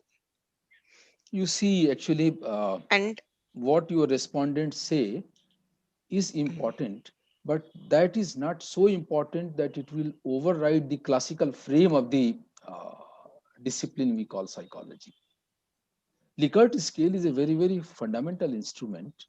I mean, half of the psychological consultancy revenue came using the one way or the other variant of Likert scale in the 70s and 80s, I tell you. So you have to come up with the better justification to use the forced Likert scale of 4-point, or I think better if you continue with the 5-point Likert scale and explain your respondents that this is what I mean, because I can understand at the graduate level, engineering students are not so mature. Even we, many times, say, for example, if you conduct some test and give, say, 5 points, number one, it is in English. And our thinking is either in our own mother tongue or in some other language we pick up from the environment. So we do not know what actually, how these are actually distinguishing. the quantification of perceived process of intensity that you are trying to make using 1, 2, 3, 4, 5, very good, excellent. The common Indian mind fails to apprehend that in English language. So you could have either explained using some other technique, okay? Because I do not concur that the kind of problem we are analyzing here actually merits forced Likert scale. Very much it is the continuum, okay? And somewhere the person may be indifferent whether I should go for entrepreneurship or I should go for this. My parents are putting very strong pressure that I should go to Delhi and prepare, join some coaching and prepare for civil services. And my friends are going for a startup, okay? So should I join the startup or should I go to Delhi? So he is not in a position to make up his mind. Attitudinal inclination, he is not able to decipher clearly. Okay. So I'm very sure that this continuous passing through the neutral zone. And in very typical cases, this neutral zone passing could be reduced or could be overstepped. But those situations are not the situations which you are exploring. Okay. So this is my suggestion. No way it reduces the importance of work that you have put in. I'm very happy. Last question that I would like to, it's not a question, I would like to know from you. You see, in all my experience, education is negatively correlated to entrepreneurship. And Professor Rao has said that's a in the sorry beginning, state of affairs. it's Lakshmi Puja. So have you visited EDI Ahmedabad, Entrepreneurship Development Institute of Entrepreneurship? No, EDI? I've not had that opportunity. No, You sir. should have. Anybody who is taking up study on entrepreneurship, because that is the apex institution, and they themselves are entrepreneurial by nature. Deliberately, when it was founded by V.G. Patel, he decided not to take any grant from any of the governments, because unless the institute itself firefights and remains entrepreneurial in nature, sustains itself, it cannot teach entrepreneurship to the people. Okay, so that is a good thing. You should have visited, and they have a logo, Udyoginam Purusha Singham Upayati Lakshmi. Okay, those who are enterprising, they get rewarded in the form of Lakshmi. Professor Rao rightly pointed out, Lakshmi is not only wealth, Lakshmi Prakashane, Lakshmi, one that in fact enlightens. Okay, so wealth is also enlightening, no doubt about it. It confers virtue on the people, howsoever virtueless you may be, but if you are wealthy, people call you that. Yes. But in the traditional wisdom, if I quote it, there are certain attributes which are needed for an entrepreneur, and if you have these attributes, the wisdom says that Lakshmi itself is searching the house of such a person. You don't have to do anything. And nowhere education figures in that, whether it is engineering or pharmacy or law or for that matter, management. Yes. Utsaha sampanna. You must be industrious. You should not be lazy. You should be making intense efforts. Utsaha sampanna madirgha sutram kriya vidhigyam. You must know the techniques of operation. All the techniques you should know. Vyasane swasaktam. You should not be involved in any kind of bad habits. Okay? Yes. चाहे drinking हो, चाहे कोई आजकल drugs की बहुत habits आ गई, या कोई भी any kind of addiction. You should not have any kind of addiction, especially the bad addictions. Okay, Shuram, you should be brave to take the risk. Kritagyam, you should feel obligation to the people who help you, people as well as the entire ecosystem. Okay, Kritagyam Drinah, you should be firm. Sauhridamcha, and you should have friendliness towards all. Lakshmi Swayam Yati Nivasa Hetu. Lakshmi herself searches the house of such a person who is an embodiment of these virtues or qualities. Nowhere the education or professional education is featuring into this. Okay, so for a study, it's good effort. I'm not. Time and again, I'm happy that the kind of study you have rendered and the effort that supervisors have made to ensure that technically it remains a good dissertation, but the concept part, perhaps the depth, I should have expected more. Therefore, the last question, what exactly, I mean, it's not a question, what exactly is the contribution of this study to the field of entrepreneurship, as you feel? Okay?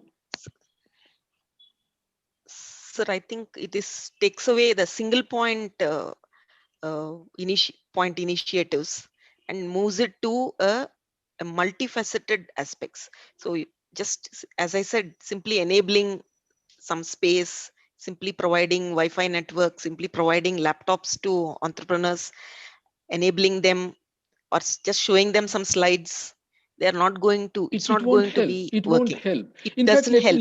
let me give my own example. We have I have been head of the ED cell. I have been closely involved with the ED cell of the ITBHU. I have been Yes, sir. involved with the partnership cell, industry and Sir, institute I didn't partnership know cell. that. I And made some nowadays we scathing have the comments on it. Atal Incubation Center funded by Niti Aayog, 10 crores. Yes, Of 3 yes, sir. crores we Yes, have sir. already received. And it was inaugurated none other than the Prime Minister himself on his birthday in 18, September 18. Okay. So sometimes I pity that young boys and girls, they come up with very good ideas. Say, for example, they have come up with a UV machine. In the COVID Yes, sir. times, say offices like banks, post office, and other government offices that handle a lot of documents and papers, they have come up with very good UV machine that Sanitizers. sanitizes. It makes it virus free. It's a very good idea, worth commercialization, worth patenting. Okay, and they are running from pillar to post, seeking attention of us, of Vice Chancellor, of Postmaster General of Banaras Hindu University of the Varanasi region, because if he can help them to put the machine on trial basis in the post offices that handle very large number of letters each day, okay, then in banks that handle the documents, then Life Insurance Corporation, and I Yes. mean sometimes I feel that if I had some kind of authority to give dictate to these offices that they are giving the machine for free and still running from pillar to post, why don't you install the machine and give a trial and give them a certificate after 1 month that yes, we have conducted a trial and this has been found to sanitize 80%, 90%, 100%. This is small favor that we can do, which actually go a long way to boost up their not only their morale but actually to establish them into the field of entrepreneurship or startup, whatever you call it. Okay. Yes, But sir. actually, you see, we are the salaried people. So I have don't stake. I don't have my fingers to burn into. Okay? And anybody who has no stake, of no use is no good. Therefore, only those people should be involved in the promotion of entrepreneurship who have their own direct stake in the process. Okay. This is what the gleaned wisdom that I have after the long years devoting into the field of entrepreneurship, Yes. which I Yes, sir. thought, Absolutely true. Sir. are you a millennial? Are you a millennial? No, sir. Not by any chance. Okay, I'm the fine. mother of a millennial. Okay, that's good. That's good. So it will help you to caution them to really think twice, because it is a difficult field and lot of things they put at stake when they go for a startup, and we Yes, do not sir. Yes, realize sir. the cream period of their time Yeah. actually is being consumed with these things, and we are so neutral, so indifferent that many times I pity myself. Okay. So I mean this is what the thing is.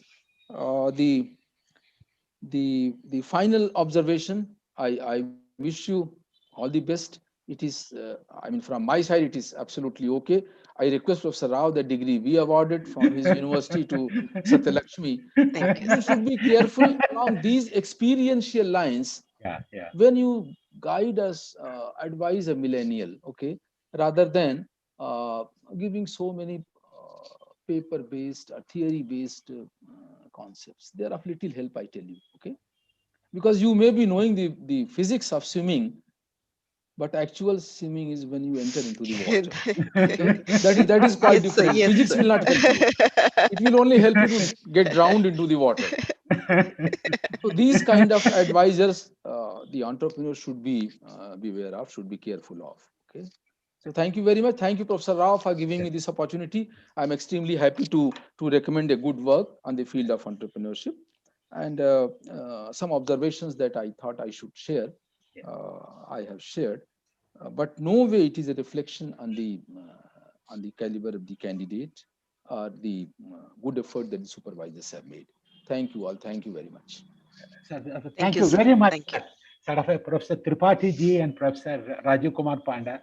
Thank you very much for having gone through the thesis in detail, in depth, particularly from a conceptual richness. I agree with you that the process richness is something most of the people, most of the PhDs, they are all awarded for a process richness or process, output, whatever it is into that.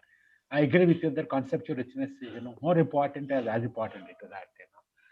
And thank you so much. And you made a very startling and insightful observation with regard to the negative correlation between education and entrepreneurship.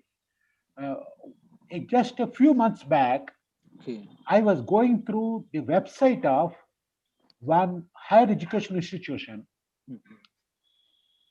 that is called their entrepreneurial promotional institution. It's a higher education institution.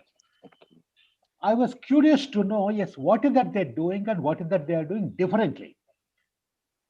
When I go through that website, what I notice is the first thing that they say is they give the list of companies that come for the campus placement. And it is very prominent. They are assuring a candidate that you join our entrepreneurial promotional institution, you are guaranteed a campus placement. I think you can't get a better example than that Yes, to demonstrate or illustrate like what is happening in our country. Possibly, I think they would have got some grants from Government of India also. For that, under some kind of classification, they would have got the grants. But whatever the reason, they found that students are not coming.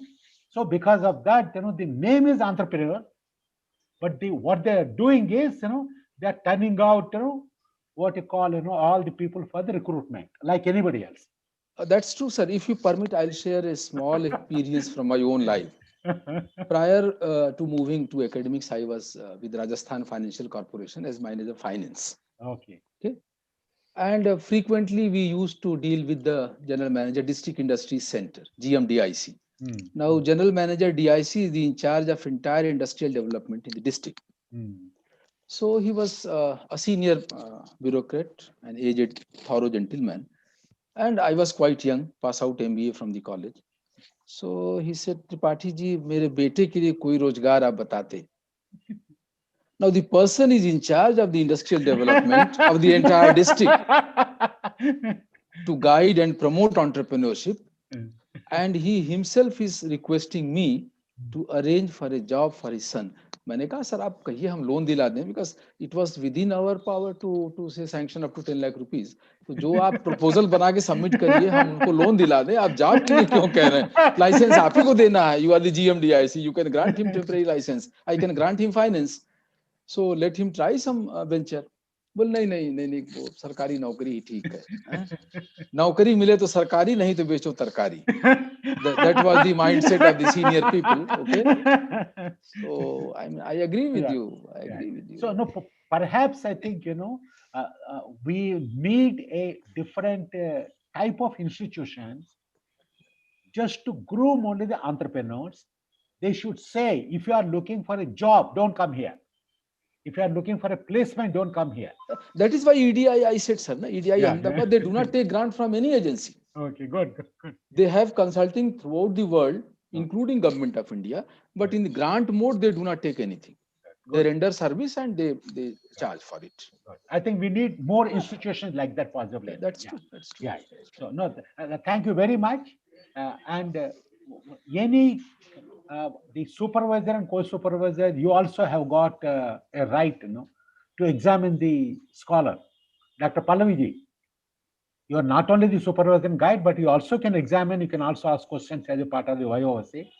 Dr. Sukanya, madam, you also can do that. Yes. Sir, as And her work is so very nicely she has done. Really, whatever the guidance I have given, she has taken all the steps, and her presentation itself shows that how much care she has taken.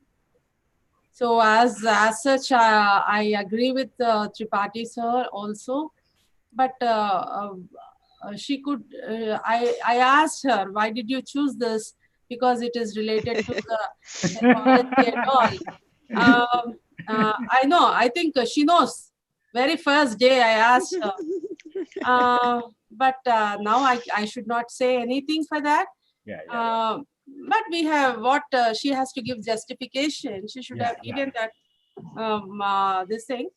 So no more comments on that right now, because your ICFAI University, sir, as you said, it is arranged marriage. You have seen everything, and spread out. You have seen external, internal. So as I have no comments on that. Thank you so much. And congratulations, Satyalaxmi. You have done a very good work. Thank you, ma'am. Yeah. Sir, if you permit me, I'll take your leave. Please, and I'll sir, be please. sending the report in the evening. Okay, sir? Yeah, no, Satya, Yeah, thank yeah, you. okay. Sorry, Thank I you, think, sir. no, I think when you are there, I think our people want to take a screenshot.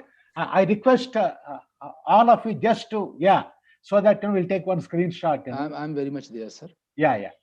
See, so that earlier we used to call photographs, now we have replaced with screenshots in the virtual world. It's okay. So, Dr. Hariharan, Dilip Kumar, Prita Chaturvedi, Sumit Kumar Sinha, we don't see your faces. If for some reason you want to hide, then in that case we'll take a photograph as such. So, yeah. There. Yeah.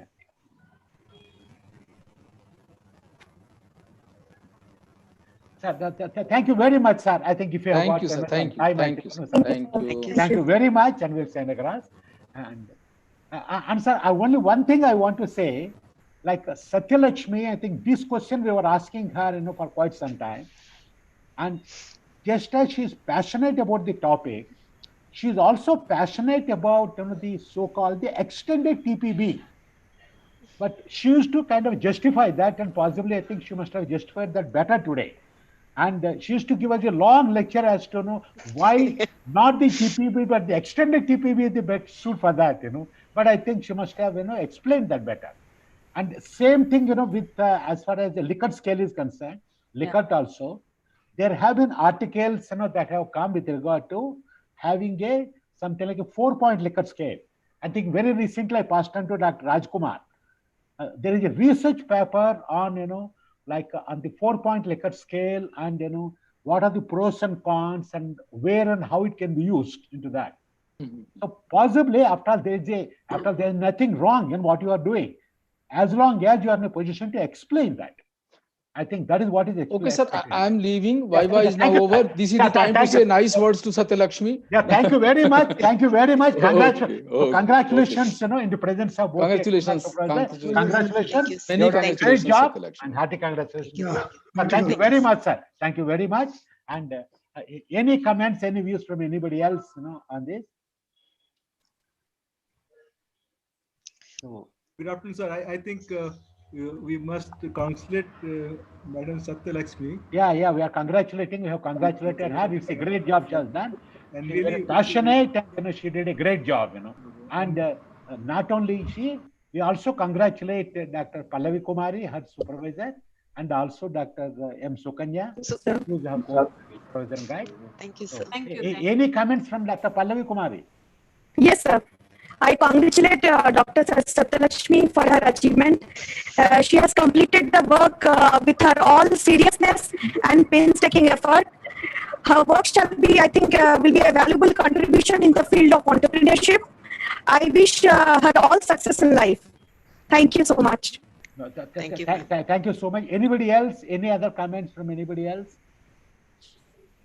First of all, many Yeah. congratulations. Yeah. And Thank you, sir. I think we had discussed that 4-point Likert scale. It is because the justification is very much there that you want to avoid the error of central tendency. Yes, So sir. That is the greatest, justification. Because if you give the midpoint, many students may not, they settle down for the 1 to Yes, 3 sir. to 3 or the fair or things of that sort.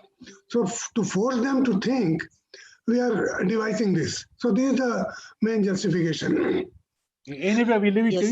you. In fact, Dr. Tripathi himself has told you that is called a forced Likert scale. Likert scale. So I think we have to use those terminology. Yeah. Yeah, I think it is called a forced Likert scale. And so much so the questionnaire is also called a forced questionnaire because you are forcing some responses for that rather than taking a central tendency. I think that is fine. I think that is very good. Any other comments from anybody else? One small query, that you said that engineering students are more prone to taking up entrepreneurial activities than the MBA ones. My supplementary question is that whether the MBAs whom you selected, they were engineering graduates or they were non-engineering ones. So that will give some insight into your results, whether the scientific background has some correlation with entrepreneurial activity or not. Yes, sir. Yes, sir. I think you can look at that, but nowadays the percentage is very small, sir. The BTech MBAs, out of the kind of the population itself is not so much, and in terms of sample also, I think if you have done some analysis, it's okay. Otherwise, I think No, sir, I have not collected that. Yeah. In fact, we discussed that earlier. I think yes, sir. We discussed that in one of the kind of fora into that. Yes, economic aspects, and this we discussed, sir. Yeah, fine. What kind of background they come from? Yeah, I think sir, is a very excellent exposition by two examiners, Professor Tripathi and yes, Professor Tripanda, on this entrepreneurship. Really, they have taken us to deep into this subject. We are very much thankful to them, sir. I don't know, Professor Tripathi already left, so we must convey our thanks to them. I really like this entire Viva process and this thing. And her work is really, it's a great value, let me tell you. It's very, at the ground level, at the grassroots level, we can find the reasons why entrepreneurs are not coming. Light on this area. I must thank her also for his very relevant apt topic. Okay. So thank you very much, sir, and wish her all the best for her future career also. Yeah. Thank you, sir. Thank you. If there are no more questions, Professor Kaushal Kumar ji, you want to ask anything or any comments you want to make, sir? Kaushal Kumar Sinha ji. Thank you, Rao sir. Thank you, Rao sir. It's a very nice presentation. As a matter of fact, a lot of insight I got into. I found a lot of insight in her dissertation, in her thesis, and I congratulate her on completing her PhD. So, Dr. Satyalaxmi, my best wishes. Continue with it. And one thing which I have seen in my life during my about 36 years of career and placement in different places of the country, that as far as entrepreneurs are concerned, they are usually inbuilt and inborn quality which needs a little bit of honing later on, and they can turn. You cannot make an entrepreneur. Entrepreneurs by and large are born. That is one thing. Secondly, yes, planned entrepreneurship, which you have mentioned, yes, there have been a lot of examples, and one of the example is Edison, who was one of the greatest entrepreneurs and inventors. And to do his invention, it was not that it came directly, like he had to put in a lot of effort. So he had planned it. So that's how it goes on. And then as far as the entrepreneurs are concerned, we see entrepreneurs all around us. Even a small sabji wala who sells vegetable, he's also an entrepreneur. Otherwise, he'll go for labor, etc. The person who sells mutton, who sells chicken, like we have seen people all around, and with little bit of help, they also develop. So yes, planned entrepreneurship is there, but what what is important is should have the intrinsic quality, and if planning is done, then yes, it is a very successful, he'll be or she'll be a very successful entrepreneur. This is my view, and again, congratulations. We've put in a lot of effort. You have presented it in a very nice manner, very systematic, and with a lot of guide from your from the guides, as well as from Rao Saab as VC, because I have seen him and he must have really grilled you earlier and given you sir. go into it. So that is there, and thanks a lot. Thanks a lot, Rao Saab, for giving me an opportunity to you and to air my views. Thank you. Thank you very much. Professor Arvind Kumar, any comments from you? Hello. Okay, I think you have to unmute, you know. Yeah. Yeah. No, sir, she has been grilled a lot even today, so I have no question. No. Ultimately, it is your final word. You have to give the letter to her or the certificate to her. I think, you know, that is the reason why, you know, we wanted to have your opinion also. So if you refuse to sign, then in that case, all the efforts will go away. Yeah. So, okay. Congratulations. Congratulations, yeah. Satyalaxmi ji. Congratulations. Thank you, sir. Thank you so much. Thank you, I think now, you know, it's already, I think, you know, 1:30. So thank you very much for all of you. And my hearty congratulations to you, Satyalaxmi. And I could see you are so passionate, you know, you worked really hard. And also possibly, I think from the 2016 batch, I think you are the first one sir. to get It's the first one, sir. because there are a lot of firsts, you know, as far as this is concerned. Number It's one, the first one of 2016. from the 2016 batch, you are the first one to come to this level and, you know, present a thesis and get approved and, you know, being declared eligible for the award of PhD. You are the first one. Number two, you are the first one to take up the topic of entrepreneurship as far as our university is concerned. Yes. Number three, the third one, please listen to that very carefully. The scholar that has done this work, you know, on the entrepreneurship, you know, she's a lady. And her guide, Dr. Pallavi Kumari, is a lady. And her co-supervisor or co-guide is Dr. Sukanya, she is a lady. And the person that has been taking it through for the entire research process, Dr. Rumna Bhattacharya, she is also a lady. Yes, sir. To me, it looks like it's a all female or all lady affair. And yes. After this, there is a conclusion that you have drawn saying that as far as the ladies are concerned, females are concerned, there is a bias against. So Yes, my food for thought or my request to all four of you is, like Dr. Rumnaji has got a daughter. Yes, sir. And rest three of you, I do not know whether you have got a daughter. No, sir. Dr. Pallavi does not have, to the best of my knowledge. And Satyalaxmi also, I do not know. My daughter-in-law. Not a daughter. Daughter-in-law is there, sir. So my kind of a food for thought is, whether it is a daughter, daughter-in-law, sister-in-law, anybody, my kind of a request or question to you is, will you encourage a lady member of your faculty member to be an entrepreneur? That is the proof of the pudding. No, we get a PhD, but the end of the PhD, like that passion, is it passion only in the mind or the passion in the blood also? So, because I will not ask you, in fact, this question I asked Satyalaxmi earlier.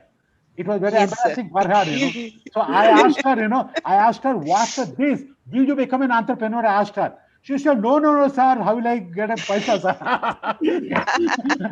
If Satyalaxmi does not want to become an entrepreneur, and Pallavi does not want to become an entrepreneur, and Dr. Rumna does not want, Dr. Sukanya, I do not know.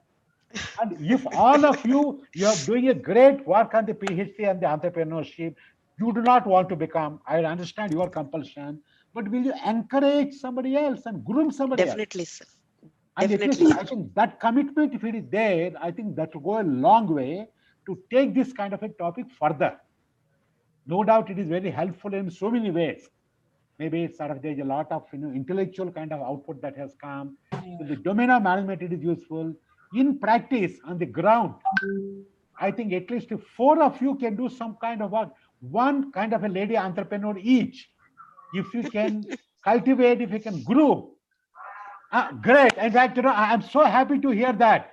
At least, Sir, I'm an entrepreneur. I have my own consultancy, training consultancy. Very good, very good, very good. It's a very partnership firm. We are running webinars, Yeah. giving training for the research methodology and statistical tools, statistics. Very good, very good. I think that's it. That's it. I think, maybe those are certain things. Maybe I'm not asking you to leave your job and jump into that. At least you can think of some pathways. Side business. Yeah. No, don't say side business, No, not side business. It No, somebody said side business. Side business is not entrepreneurship. Take it from me. Yeah. It's not side business. No. Rumnaji, when I say pathway, what it means is there's a transitioning path. That means that when you are there, start doing something like that, as Dr. Sukanya Madam is doing. And maybe after 6 months, after 1 year, you jump into it completely. That's what some entrepreneurs will do as a part of the de-risking. So, and also, I also do not agree that, age and born entrepreneurs, I do not agree with that. There are so many people that have worked in employment. See, in Hyderabad, there is a group called the Rashi Group. Those of you that know that, they are one of the leaders in the cement. Yeah. Rashi Group of Cement. Yeah. Yes. The promoter of that, his name is Raju. Yeah, Raju. He was working in cement companies. Do you know when he became an entrepreneur? At the age of 65. Yeah, KFC. At the age of 65, he became an entrepreneur. Until then, he was working. Yes. So that way, sort of till date, I have not seen that kind of pattern to say that, everybody has to be like Ambani's or everybody must be like Raju. I don't know. Because that in fact, that is where, in fact, Dr. Tripathi's, in fact, one point he made was, it is not something that, I'm hung up on that entrepreneurship since I was born. Yeah. He said that entrepreneur bug, when it hits me, when it bites me, then I'm in a mood to become one. Yes. That's I think that is where I think the theoretical frameworks and conceptual frameworks and what is the appropriate thing. I mean, no ways, I really do not know. I do not know. I think Satyalaxmi is an expert on the entrepreneurship because she's getting a PhD on the entrepreneurship. Whereas all of us are, we are all, looking from outside. That's all to that. So anyway, thank you very much, Satyalaxmi ji. Congratulations, great job. And thank you, sir. Dr. Raj Kumar has played a very vital role. Those of you that may not know, in giving it, in terms of a process rigor and a process kind of a richness, in terms of doing the analysis and what you call bringing the conclusions and all that. Dr. Raj Kumar has played a very vital role. I think kind of all the kind of you can say that appreciation goes to Raj Kumar as well. Thank you, sir. Apart from all of you. Because after all, we can do some work, a spacious output comes, and how to kind of interpret that, that is where, I think, somebody with a applied research background, will come and do a big way into that. So great job, Satyalaxmi. Congratulations to you. And a very good presentation. You are so overwhelmed with the presentation. Last night, I asked you one question, Satyalaxmi, last night, maybe at around 9 o'clock. So do you remember the question? Sir? Last night, why I made one comment to you at 9 o'clock last night. I told you, madam, you have got 76 slides. Yes, sir. And maybe you may take more time. And do you remember the answer for that? Sir, I said, yes, sir. Yes, sir. Anyway, I don't want to remind you of any of them into that because what happens is we think something, but practice something else into that. Yes, sir. I said the same thing to her. You have 76 slides. How you are going to justify? Same question I asked her. No. In fact, she is embarrassed to tell you answer that she has given me. She told me I have done the rehearsal and I have completed it in 25 minutes, she said. Oh, but it has taken 1 hour, Yeah. 10 minutes. You know, it has taken 1 hour 15 minutes or 1 hour 20 minutes. No. Anyway, what all I'm saying is nothing wrong in that.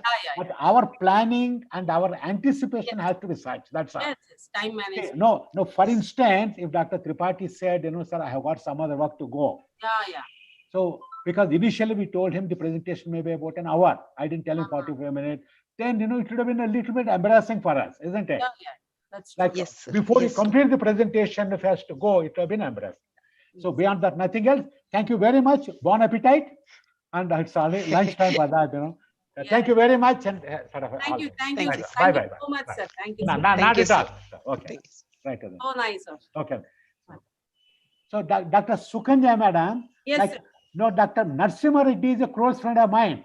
Okay, sir. Okay. Okay. Please convey my regards to him. Sure. And he has been doing a lot of work. And he continues to be our executive director, isn't he? Yes, sir. The director or executive director there. Yeah. And after he has come, you know, he sort of, you know, he brought up your institution in a big way. Am I right? Yes, sir. Yes. Good. Thank you so much. All the best to you. Bye. Yes, thank you, sir. Okay.